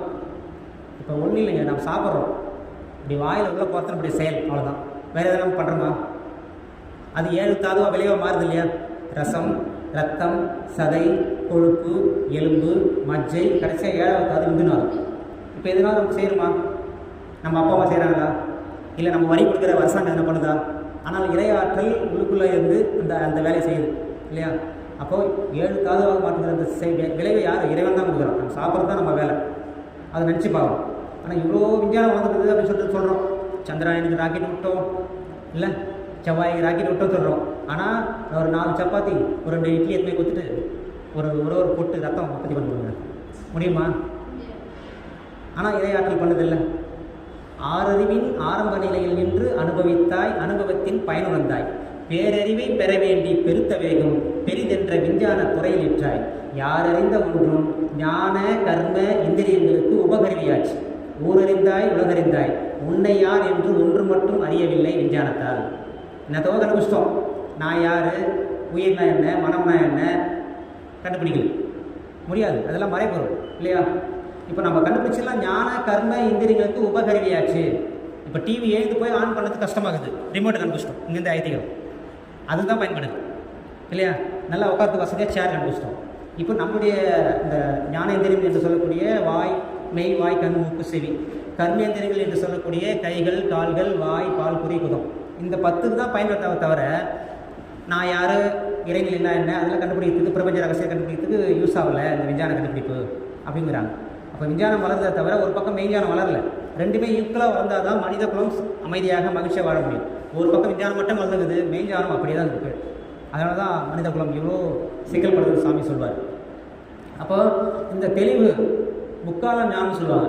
கடந்த கால அனுபவம், தற்கால சூழ்நிலை, எதிர்கால விளைவு. இந்த மூன்றுத்தையும் கணிச்சு ஒரு செயல் செய்யும்போது எல்லாம் இயல்பாக இருக்குது. ஆனால் மக்கள் நிறைய பயன்படுத்துது. அதனால் மகான்கள், சித்தர்கள், ஞானிகள் அதை பயன்படுத்துகிறாங்க. கடந்த கால அனுபவம், தற்கால சூழ்நிலை, எதிர்கால விளைவு, இதுதான் முக்கால ஞானம்.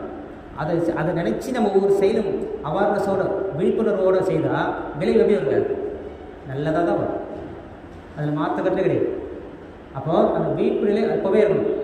ஒரு மரத்தோட விதையை எடுத்துக்க, ஒரு மரமோட விதை, ஒரு ஆலமரமோ அரச மரமோ விதை எடுத்துக்கங்க. அந்த விதையில் பார்த்தா எதோ தெரியுமா? ஆனால் அதுக்குள்ள என்ன அடிக்கிறது, எவ்வளோ ஹைட்டு வரணும், என்ன காய் வைக்கணும், என்ன கலர் வரணும், எவ்வளோ நாள் வரணும், எல்லாமே இருக்குது. ஜீவகாந்த அலையில் சுருங்கி இருக்குது. அதுக்கு தேவையான மண்ணில் நட்டு தண்ணி, அந்த காற்று, வெப்பம், சூரிய ஒளி எல்லாம் பட்ட பிறகு அது இயக்கம் பெற்று அப்படியே வளருது. ஃபஸ்ட்டு செடியாக வருது, இலை வருது, பூ வருது, காய் வைக்குது இல்லையா? இப்போ சொரக்கா போட்டால் சொரக்கா தான் வரும், மாங்காய் வராது. அப்போ அதுலேயே எல்லாமே இருக்குது, ரெக்கார்டு எல்லாமே அந்த ரெக்கார்டில் அலை வடிவில் சுருங்கி இருக்குது. அது எழுச்சி பெறும்போது அது வளர்ந்து பெருசாக வருது இல்லையா? அதே போல தான் நம்ம கருப்பையில் அம்மா வயிற்றில் இருக்கும்போது அந்த கருமையத்தில் என்னென்ன ரெக்கார்டு இருந்தோ எல்லாம் அப்படி ட்ரான்ஸ்ஃபர் ஆகும். அப்பாவது 23 குரோமோசோம், அம்மாவோடைய 23 குரோமோசோம் சேர்ந்து தான் நம்ம குழந்தையாக உருவாகும். அப்போ 2 பேருடைய தன்மையும் அதில் இருக்குது. அப்போ குழந்தை ஒன்றுன்னா வருது, மாதம் கொஞ்சம் 1 மாதம் 2 மாதம் வளர்ந்து வருது. அப்போ வயிற்றில் இருக்கும்போதே அம்மா செய்கிற செயல்களும் குழந்தைக்கு விளைவாக வரும். அம்மா செய்கிற செயல் குழந்தைக்கு விளைவாக வரும். கர்ப்ப காலத்தில் பெண்கள் கண்மை வச்சாங்கன்னா அந்த குழந்தை கருட பார்வை வரும்னு சொல்லுவாங்க. கர்ப்ப காலத்தில் அம்மா பாக்குமான ஒரு கடினமான பொருள் வச்சு கடிச்சாங்கன்னா குழந்தைக்கு பல் சொத்தையாகும்னு சொல்லுவாங்க. கர்ப்ப காலத்தில் அம்மா தலையை போட்டு அழுத்தி சீப் போட்டு வரனாங்கன்னா குழந்தைக்கு வழுத்தால் வரும்னு சொல்லுவாங்க. அப்போது அம்மா செய்கிற செயல் விளைவு எங்கே யாருக்கு வருதுங்க? குழந்தை வருது. அதுக்காக தான் கர்ப்ப காலத்தில் ரொம்ப உசாராக பார்ப்பாங்க. இந்த வயிற்றில் குழந்தைம்போது இந்த ஃபங்க்ஷன் பண்ணுவாங்க இல்லையா, சீமந்தெல்லாம் பண்ணுறது அதுதான். அந்த நல்லா நிறைய இந்த தக்காளி சாதம், லெமன் சாதம் அது நிறைய செஞ்சு கொடுப்பாங்க சந்தோஷமாக. அப்போ அம்மா எந்த அளவுக்கு சந்தோஷமாக இருக்கிறோம் அந்த தான் குழந்தை நல்லா வரும். ரொம்ப அழுது ரொம்ப கஷ்டப்பட்டு இருந்தால் குழந்தை அதேமாரி ஆரோக்கியமாக இருக்காது, ஏதோ ஒரு பிரச்சனை வரும் குழந்தைக்கு. அதான் வயிற்றில் இருக்கும்போது குழந்தை கேட்டே இருக்கும், அந்த சத்தத்தை என்னென்ன பேசுகிறாங்க எல்லாம் கேட்டே இருக்கும். அதுதான் பக்த பிரகலாதன் கதை கேள்விப்பட்டிருக்கீங்களா? வயிற்றில் இருக்கும்போதே வந்து நாரதர் வந்து சொல்லுவார், ஓம் நமோ நாராயணா, ஓம் நமோ நாராயணன் சொல்லிடுவார் வயிற்றுக்குள்ள இருக்கும்போது. அந்த குழந்தை உள்ளதே கேட்டுரும். அதுக்கப்புறம் வெளியே வந்து குழந்தை அதே சொல்லும், அவங்க அப்பா பேர் சொல்லாது. அது மாதிரி குழந்தைல வயிற்றில் இருக்கும்போதே கேட்கும் எல்லாமே. அதுக்கப்புறம் இன்னும் சாகடித்து ட்ரை பண்ணுவார், ஆனால் அந்த குழந்தை சாகடிக்க முடியாது. பக்த பிரகலாதன் கதை கேள்விப்பட்டிருக்கு. அப்போ அந்த வயிற்றில் இருக்கும்போதே அதெல்லாம் குழந்தை கேட்டுட்டு தான் இருக்கும், எல்லாமே கேட்டுட்டு தான் இருக்கும். அப்போது நம்முடைய பதிவு, அப்பாவுடைய பதிவு கருமையத்திலே பதிவாக இருக்கிறது. கருவமைப்பின் வழிவந்த வினைப்பதிவு சஞ்சிதமாம், உருவெடுத்த பின் கொண்ட வினைப்பதிவு பிராரப்தம். இருவினையும் கூடி எழும் புகுவினையே ஆகாமியம், ஒரு வினையும் வீண் போக உள்ளடங்கி பின் விளைவாம் அப்படின்ற சுவாமி. கருவமைப்பின் வழிவந்த வினைப்பதிவு சஞ்சிதமாம். என்னுடைய அப்பா அம்மா, அவங்களுடைய அப்பா அம்மா அப்படியே வினோய்க்கு போகிறோம் இல்லையா, அந்த பதிவு நமக்கு இருக்குது. அதான் சஞ்சித கர்மம். அப்புறம் 3 வயசுலேருந்து இன்னைக்கு வரைக்கும் நான் என்னென்ன செஞ்சனோ அது ஒரு ரெக்கார்டு இருக்குது. இப்போ மெமரி கார்டு இருக்குது இல்லையா, அதில் எவ்வளோ படம் வீடியோ வைக்கிறோம், எவ்வளோ படம் எவ்வளோ டவுன்லோட் பண்ணி வச்சுக்கிறோம், எவ்வளோ சின்ன மெமரி கார்டு. அது மாதிரி இது அன்லிமிட்டட் மெமரி எவ்வளோ வேணாலும் இருக்குது. பிரபஞ்ச ரகசியம் ஆரம்பத்துலேருந்து என்னென்ன வந்துச்சு எல்லாமே நம்மக்கிட்ட இருக்குது. அவ்வளோ பெரிய ரெக்கார்டு, அன்லிமிட்டட் நம்மக்கிட்ட அவ்வளோ ரெக்கார்டு இருக்குது. அப்போ 3 வயசு தான் மூளை வளர்ச்சிலாம் இருக்கும். அதுலேருந்து நம்ம இன்றைக்கி வரைக்கும் என்னென்ன பண்ணணுமோ அது ஒரு ரெக்கார்டு இருக்குது. அதுதான் பிராரப்த கர்மம். இப்போது சஞ்சிதம் ப்ளஸ் பிராரப்தம் ரெண்டும் சேர்ந்து இந்த ஆன்மாவை இச்சைவயப்படுத்தப்பட்டு இந்த ஆன்மாவை செயலை செய்ய தூண்டும். அதுதான் ஆகாமிய கர்மம். அப்போ 3 வினையும் உள்ளிருந்து ஒரு வினையும் வீண் போக உள்ளடங்கி பின் விளைவாம். ஒன்று கூட வேஸ்ட்டாக போகாது. உள்ளே இருந்துட்டு அந்த காலகாலத்தில் எப்போ வரணுமோ அப்போ வந்து செயலை வந்து மலர்த்திடும். அப்போ அந்த 2 செயலில் சேர்த்து நம்மளை ஆன்மாவை செய்ய வைக்கும். ஒருத்தர் பார்த்தா அமைதியாக இருப்பாங்க, ஒருத்தர் பார்த்தா நல்லா கோபக்காரனாக இருப்பாங்க. எல்லாம் அவங்களுடைய பதிவு இருக்கிற மாதிரி தான் அவங்களுடைய கேரக்டரே இருக்கும். அவ்வளோ பதிவு நமக்கு இருக்குது இல்லையா? அப்போது முன்னோர்கள் செய்த வினைப்பதிவு வித்தில் உண்டு, மூளையிலே உன் செயலின் பதிவனைத்தும் உண்டு, பின்னே உன் செயல் வினைக்கு புலனைந்தும் இயக்க பெற்ற பழக்கப்பதிவு உண்டு. இம்மூன்றும் உன்னை நீ உள்ளுணரும் அகத்தவத்தை ஆற்றி ஒவ்வொன்றாய் படிப்பதிவை கழித்து வர வேண்டும். தன்னில் உருவான வினைப்பதிவை கழிக்க தணிக்க பொருள் செல்வாக்கு பயனாகாது உணர்வீர். என்கிட்ட நிறைய பணங்குது, என் பதிவு யாருன்னா வாங்கிக்கிறீங்களா? நான் பெரிய அதிகாரத்தில் இருக்கிறேன், என்னுடைய பதிவு யாருன்னா வாங்கிக்கோங்களா? அவங்க பதிவை கொடுக்கவும் முடியாது, வாங்கவும் முடியாது. அவங்கவுங்க தான் அனுபவிச்சே ஆகணும், வேறு வழியே கிடையாது. அது மாதிரி நல்ல பதிவு நம்மகிட்ட இருக்குது, நல்ல பதிவு நம்மகிட்ட நிறைய இருக்குது. அந்த பதிவு நம்ம அனுபவிச்சு தான் ஆகணும், அதை யாரும் தடுக்க முடியாது. இப்போது ஒரு காட்டில் ஒரு துறவி இருந்தார். அவர் கூட நிறைய சீடர் இருந்தார். ஒரு ராஜா மட்டும் அவங்க கூட சேர்ந்துட்டார், துறையில் சேர்ந்துட்டார். எல்லாமே ட்ரெஸ்லாம் ஒரு தெரியல, சீடர்லாம் எப்படி இருப்பாங்க, சிம்பிளாக இருப்பாங்க. ஆனால் இந்த ராஜா வந்து துறவியாக போனார்ல, அவர் மட்டும் நல்ல ஆடம்பரமாக ட்ரெஸ்ஸு, யானை எல்லாம் பக்கத்தில் வச்சுருக்கிறார். அப்போ கூட இருக்கிற சீடர்கள்லாம் பொறாமல், நம்மலாம் எப்படிங்கிறோம், இவர் மட்டும் தான் இப்படிங்கிறாரு அப்படின்னு சொல்லிட்டு குருக்கிட்ட கம்ப்ளைண்ட் பண்ணுறாங்க. அவர் மட்டும் ஏன் அப்படிங்கிற ட்ரெஸ்லாம் போட்டு நல்லா சாப்பிட்றாரு, நல்லா பண்ணுறாரு அப்படின்னு கம்ப்ளைண்ட். அதை இந்த சீடர்கள் எல்லாருக்கும் உணர்த்தணும், ஏன் முன்வினை பயன்படி நல்லாங்கிறான் அது உணர்த்தணும்னு சொல்லிட்டு என்ன பண்ணுவார், சரி நீங்கள் சொல்கிற மாதிரி சரிட்டு அந்த ராஜா கிட்ட எல்லாத்தையும் கைட்டு ட்ரெஸ்ஸில் கைட்டு கோமணம் கட்டு பண்ணு எல்லாத்தையும் யானை எல்லாம் அனுப்பிச்சி விடு சொல்லி எல்லாரையும் அனுப்பிச்சி விட்டார். சரி நம்ம வாங்க போய் ஊரில் போய் பிச்சை எடுத்துகிட்டு வரலாம் எல்லாரும் போயிட்டு எல்லா சீடர்களும் கூட்டு போய்ட்டு அவர் மட்டும் அவர் இப்போ தனியாக இருப்பார். அவங்க போய் பிச்சைலாம் எடுத்துகிட்டு மறுபடியும் வந்து பார்ப்பாங்க. பார்த்தா அதே மாதிரி நல்ல ட்ரெஸ்ஸு, யானை எல்லாம் பக்கத்தில் எல்லாம் இருக்குது. எல்லாம் பார்த்து ஆச்சரியப்படுறாங்க. என்னன்னு பார்த்தா பக்கத்து நாட்டு அண்ணன் இருப்பார் இல்லையா, ஒரு வேட்டைக்காக வந்திருக்கிறாரு. பார்த்துட்டு இவர் அரசன் தெரியல, அவர் பக்கத்து நாடு, என்ன இப்படி இருக்கீங்க அப்படின்னு சொல்லிட்டு அவர் ட்ரெஸ்ஸு, உணவு, யானை எல்லாம் பக்காவாக கொடுத்துட்டு அவர் போயிடுவார். அப்புறம் எல்லாரும் சொல்கிறாரு, சரி பார்த்தியா, நான் முன்வினை பயன் போ என்றாலும் போகாது, அகற்றினாலும் அகலாது, அவங்க செய்த நல்ல வினை அவங்க நல்லதாக இருக்கும் அப்படின்னு சொல்லிட்டு அவர் போட்டினாராம். அப்போ நம்ம செய்த அப்பா அம்மா செய்த நல்லதும் நம்மளுக்கு வரும், கெட்டதும் நம்மளுக்கு வந்தே தீரும். ஆனால் நிறைய இடத்துல பார்த்தீங்கன்னாக்கா அங்கங்கே கேமரா வச்சுக்கிறாங்க, பார்த்துக்கிறீங்களா, கேமரா வச்சு கண்காணிப்பாங்க. இந்த மாதிரி ஏதாவது திருட்டு நடக்குதா அப்படி இப்படின்னு வச்சு பார்ப்பாங்க. சிசிடிவி கேமரா அங்கே வச்சுருக்காங்க. இப்போ நம்ம எந்த ஒரு செயல் செய்தாலும் சாமி சொல்லுவாங்க 6 இடத்துல பதியுது சொல்லுவாங்க. உடல் செல்களில் பதியுது, மூளை செல்களில் பதியுது, உயிர் துகளில் பதியுது, வித்தில் பதியுது, ஜீவகாந்தத்தில் பதியுது, வான்காந்தத்தில் பதியுது. ஒரு இடத்துல பதிவு பண்ணாலும் நம்ம ஏமாற்ற முடியாது. இத்தனை இடத்துல பதியுது, யாராவது ஏமாற்ற முடியுமா? இப்போ உதாரணத்தை பார்த்தீங்கன்னா உடல் செல்களில் விரிவு சுருக்க பதிவாக பதியுதுன்னு சொல்கிறோம். இப்போ நம்ம டைப் ரைட்டிங் கற்றுக்க போகிறோம். ஃபஸ்ட்டு எப்படி பார்த்து பார்த்து அடிப்போம், பார்த்துக்கிறீங்களா, ரொம்ப கஷ்டப்பட்டு தான் அடிப்போம்.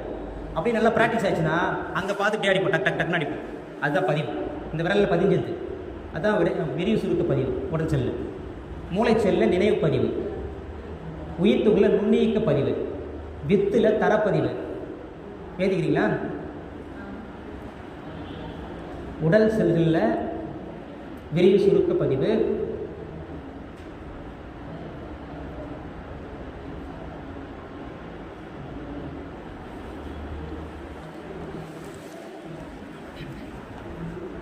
உடல் செல்களில் விரிவு சுருக்க பதிவு, மூளைச்செல்களில் நினைவு பதிவு, மூளைச்செல்களில் நினைவு பதிவு,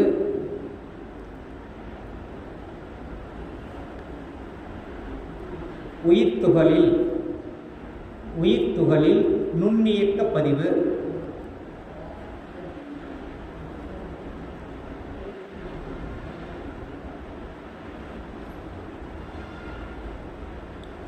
உயிர் துகளில் நுண்ணியக்க பதிவு, வித்தில் தரப்பதிவு,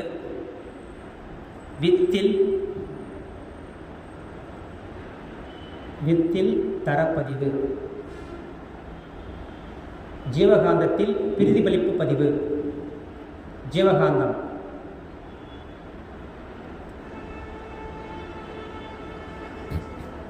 பிரதிபலிப்பு ஃப்ளாஷ் ஆகுது இல்லையா, ஜீவகாந்தத்தில் பிரதிபலிப்பு பதிவு, வான்காந்தத்தில் சமுதாய பதிவு, வான்காந்தத்தில் சமுதாய பதிவு. இப்போ நிறைய இயற்கை சீற்றங்கள், நிறைய பிரச்சனை வர்றது காரணம் இந்த வான்காந்த பதிவு தான். எண்ணெய் பொல்யூஷன், காற்று பொல்யூஷன் மாதிரி இந்த தாட் பொல்யூஷன் நிறைய போய் பதிஞ்சிருக்கு இல்லையா, அதனால தான் நிறைய இயற்கை சீற்றங்கள், சுனாமி எல்லாம் வருதுன்றார் சுவாமி. அந்தளவுக்கு நிறைய நெகட்டிவான தாட்ஸ் போய் பதிஞ்சு தான் அதுதான் சமுதாய பதிவு, வான்காந்தத்தில் சமுதாய பதிவு. இப்போ இப்படி 6 இடத்துல பதியுது. அதுதான் திருக்குறள் சொல்கிறாரு, கண்காணி இல்லென்று கள்ளம் பல செய்வார், கண்காணி இடமும் இல்லை காணுங்கால் கண்காணி கலந்தானை களவழித்தாரே சொல்வார். அதாவது கண்காணி இல்லைனா கள்ளம் செய்வார். எங்கேயுமே கண்காணி இல்லைன்னு நம்ம தப்பு பண்ணுறாங்க, ஆனால் எல்லா இடத்துலையும் இறைவன் இருக்கிறான், தப்பே பண்ண முடியாது அப்படின்னு சொல்கிறார் திருமூலர். அதுக்காக தான் இந்த 6 இடத்துல பதிவுன்னு சொல்கிறோம். அப்போ அந்த பதிவுக்காக விளைவுகள் வரத்தான் செய்யும் இல்லைங்களா?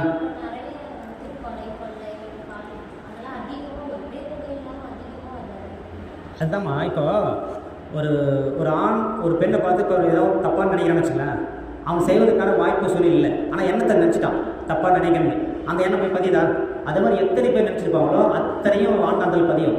அப்போ அந்த பொண்ணு தனியாக ஒரு சூழ்நிலை எங்கேயாவது இரவில் எங்கேயோ போய் நினச்சிருச்சுங்க, அப்போ அந்த எண்ணத்தோடு எவனோ வருவோம் இல்லையா?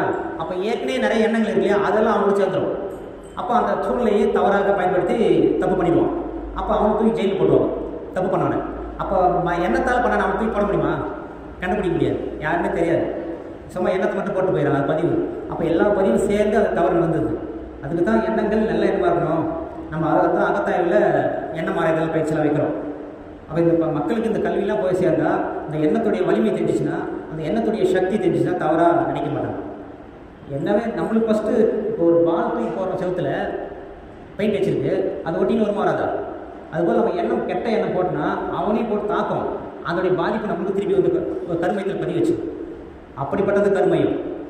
இப்போ கருமையம்னா சாதாரண விஷயம் இல்லை. எந்த ஒரு எண்ணம் சொல் செயல் செய்தாலும் நம்ம நினைக்கிறோமா, இந்த அலை தத்துவம் சொன்னீங்களா, அப்படியே அலை போ, கடைசியாக சொத்த வெளி போ. சொத்த வெளி போயிட்டு பிறகு சொத்த வெளி பிசிபி போனீங்களா, ஆர்காடு போனீங்களா? இறைவனுடைய தன்மை என்னென்ன சொன்னாங்க? தரம். இறைவனுடைய தரம் அது. இறைவனுடைய தரம் நான் சொன்னாங்களா? சொன்ன மாதிரி தான் இருக்குது. வற்றாயிருப்பு, பேராற்றல், பேரறிவு, காலம் எனும் வளங்காந்து ஒன்றிணைந்த பெருவெளியே தெய்வம் சொல்லுவாங்க. அப்போது சொத்த வெளி சொல்கிற அந்த ஆற்றல் சூழ்ந்தெழுத்து ஆற்றுது, சூழ்ந்தெழுத்து செல்ஃப் கம்ப்ரெசிவ் ஃபோர்ஸ் அழுத்துது. அப்போ இங்கேருந்து எண்ணம் போய் அங்கே ஒரு தரத்தை மாற்றி அங்கேருந்து மறுபடியும் அழுத்துது. அந்த பதிவு மறுபடியும் நம்மகிட்ட வந்து கர்மயத்தில் வாங்கி இறுக்கி சுருக்கி பதிய வச்சுக்கணும். இங்கேருந்து போகிறது மறுபடியும் ரிட்டர்ன் நம்மகிட்டே வந்துடும். அதான் சாமி சொல்லுவாங்க, சுழற்தட்டு விளையாட்டில் சுற்றி விட்டோன் பெறல் போல சொல் எண்ணங்கள் செயல்கள் காந்தலையாகி சொன்றோடி விரைவு போக்க சென்று முடிவான சொத்தவெளி அழுத்தத்தால் பின்னோக்கி வந்து ஜீவகாந்தம் கருமையம் ஈர்த்து காலத்தில் மறுத்தும் சுயற்சி ஈர்ப்பு காப்பு உன் திருவிளையாட்டு என்று சொல்லாமல் விளங்கிவிட்ட சொற்கடந்த பொருளே அப்படின்பார். சுழற்தட்டு விளையாட்டுனா ஒரு அருவம் இருக்கும். அது இப்படி எடுத்து அடிச்சிங்கன்னு வச்சுக்கலாம், போர் வால் அது வச்சு அடிச்சா நான் சுற்றினே போகும். அங்கே போய் தாக்கிட்டு மறுபடியும் நம்மகிட்ட ரிட்டர்ன் வரும். பார்த்துக்கிறீங்களா? பூமரான்னு சொல்லுவாங்க இல்லையா? அடித்தா அது போயிட்டு ரிட்டர்ன் நம்மகிட்டே வரும். அதுபோல் நம்ம என்ன சொல் செயல் எதை செய்தாலும் அப்படியே போயிட்டு சொத்த வெளி அழுத்தத்தால் அப்படியே மறுபடியும் வந்து சொத்த வெளி அழுத்த கருமயத்தில் இறுக்கி சுருக்கி பதிய வச்சிடும். அது காலத்தால் எப்போ வேணால் மலர்த்தோம், சொல்ல முடியாது. அந்த சூழ்நிலை அந்த ஃப்ரீக்வன்சி வரும்போது அந்த சூழ்நிலை கரெக்டாக ஆள் செலக்ட் பண்ணி இவனுக்கு போய் நீ துன்பம் கொடு, அப்போ அவனுக்கு துன்பம் கொடு அப்படின்னு சொல்லிட்டு அதுதான் வரும். அதுதான் நம்ம இன்னல் புரிவோர் எதிரிகளாக நினைப்போர் எவரேனும் இருப்பின் அவர்களும் மனம் திருந்தி நல்வாழ்வு பெற கருணையோடு வாழ்த்துவோம் சொல்கிறோம். எதுக்காக சொல்கிறோம்? நம்முடைய பதிவு ஒன்று இருக்குது, 100 பதிவு இருக்குன்னு வச்சுக்கலேன். அப்போ பதிவு வெளியாகணும், யார் மூலியமாக வரணும். இப்போ நீங்கள் இங்கே வந்து எனக்கு துன்பம் முடியும்னா அப்போ உங்களுக்கு நான் நன்றி தான் சொல்லணும். ஏன்னா 199 ஆயிடுச்சு இல்லையா? அப்போ மறுபடியும் உங்களுக்கு கஷ்டப்பட்டோம்னா 101 ஆகிடும். அப்போ என்ன பண்ணணும்? துன்பம் கொடுத்தாலும் வாழ்கிறோம், ஏதோ அறியாமல் செய்கிறாரு, ஏதோ நம்ம பதிவு கழிச்சுன்னு சொல்லிட்டு நம்ம ஏற்றுக்கணும். அப்போ தான் கொஞ்சமாக பதிவு குறையும். இப்போ பதிவு குறைய தான் நம்ம இறைநிலை நோக்கி போக முடியும். பதிவு சேர்த்துட்டே இருந்தால் என்ன ஆகுங்க? துன்பங்கள் வரதான் செய்யும். அப்போ நம்ம கருமயத்தில் இருக்கிற அந்த பதிவு எப்போ வேணால் எந்த டைமில் வேணால் வரும்னு சொல்ல முடியாது. நம்ம பட்டினத்தார் கதையை நம்ம கேள்விப்பட்டிருப்போம். பட்டினத்தார் வந்து எங்கேயோ இடத்துல தவம் பண்ணிட்டு உட்காந்துருக்காரா கோயிலில். அப்போது அந்த ராணியோட முத்து மாலையை திருடிட்டு ஒரு திருட ஓடி வரான். அப்போ காவலாளிகள் தொத்தின்னு வரும்போது அவன் வேகமாக தூக்கி வந்து அந்த பட்டினத்தார் உட்காந்துனால அவன் கழுத்தில் போட்டு ஓடிப்பான் திருடன். அந்த காவலாளி வந்து இந்த பட்டினத்தார் தான் திருடன் நினச்சிட்டு இவங்க தூக்கி போயிட்டு இந்த அரசவையில் நிறுத்தி இவன் தான் திருடன் அப்படின்னு சொல்லிட்டு அப்போல்லாம் கழுமரம் எடுத்துன்னு ஒரு தண்டனை இருக்குது. நல்லா ஷார்ப்பாக இருக்கும், ஒரு இதில் கம்பி மாதிரி ஷார்ப்பாக இருக்கும், தூக்கி வர வச்சுருவாங்க. அப்படியே பாதியாக வந்துடும் உடம்பு. அது ஒரு தண்டனை, கழுமரம் ஏற்றத்தை சொல்லுவாங்க. அப்போ கணத்தை வந்து பார்க்குறாரு, இவன் தான் திருடன் தான், ஒன்றும் புரியல. நான் இந்த ஜென்மத்தை நான் எதுவும் தப்பு பண்ணல, முன் எப்போ செய்தவினை இங்கனமே முண்டதவே அப்படின்னு அப்படியே அழுகுறாரு. அவன் கழுமரம் பற்றி எரியுது. ஏன்னா மகான் இல்லையா அவர், அந்த கழுமரம் பற்றி அப்படி திடீர்னு எரியுது. அதை பார்த்துட்டு அவன் பயந்துட்டு பெரிய சாமியார் பண்ணி விட்டுருவாங்க. அதுனா அப்போ முன்னெப்போ செஞ்சு அவங்க அப்பா அம்மாவோ தாத்தா பாட்டி யாரும் செஞ்சுருப்பாங்க. அந்த பதிவு மூலிமா வருது. அந்த பதிவு கழிக்காமல் நம்ம இறைநிலையை அடையவே முடியாது. ரமண மகரிஷி கூட கையில் புண்ணு இருந்துச்சான். புண்ணு நிறைய ஆப்ரேஷன் பண்ணுறது என்ன சொன்னால் மருத்துவ ஊசி பண்ணப்போ அதெல்லாம் அவர் எதுவுமே பண்ணிக்கல. அது ஏன்னா இருந்து போல என்னுடைய பதிவு கழியுது அப்படின்னு சொன்னார். அதுமாதிரி நம்மளுடைய பதிவு மகான்கள் இருந்தாலும் அந்த பதிவு இருக்க தான் செய்யும். சாமிஜி கூட இந்த மாதிரி ஒயிட் ட்ரெஸ்ஸை போட்டு நீங்கள் போயிட்டு இருந்தாரான். பஸ் வருவான், பஸ்ஸிலேருந்து ஒரு அம்மா துப்பிட்டான். பாக்கு போட்டு துப்பிட்டுக்கிறாங்க. அப்படியே ரத்த கலந்து ஆகிட்டு இருக்குது ஃபுல்லாக பாக்கு. உடனே டக்குன்னு அகத்தாய் போடுறாரு சுவாமி.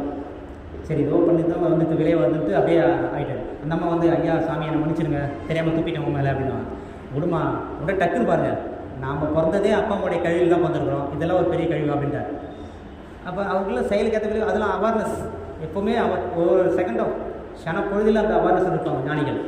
உடனே அவர் சொன்னது சரி இப்படி விட்டுருவாங்க. அந்த மாதிரி பதிவுகள் இருக்குது. அப்போ நம்ம எந்த ஒரு செயல் செய்தாலும் நம்மளுக்கிட்ட மாற்றம் வரும். இயல்போக்க நீதின்னு சொல்லுவாங்க.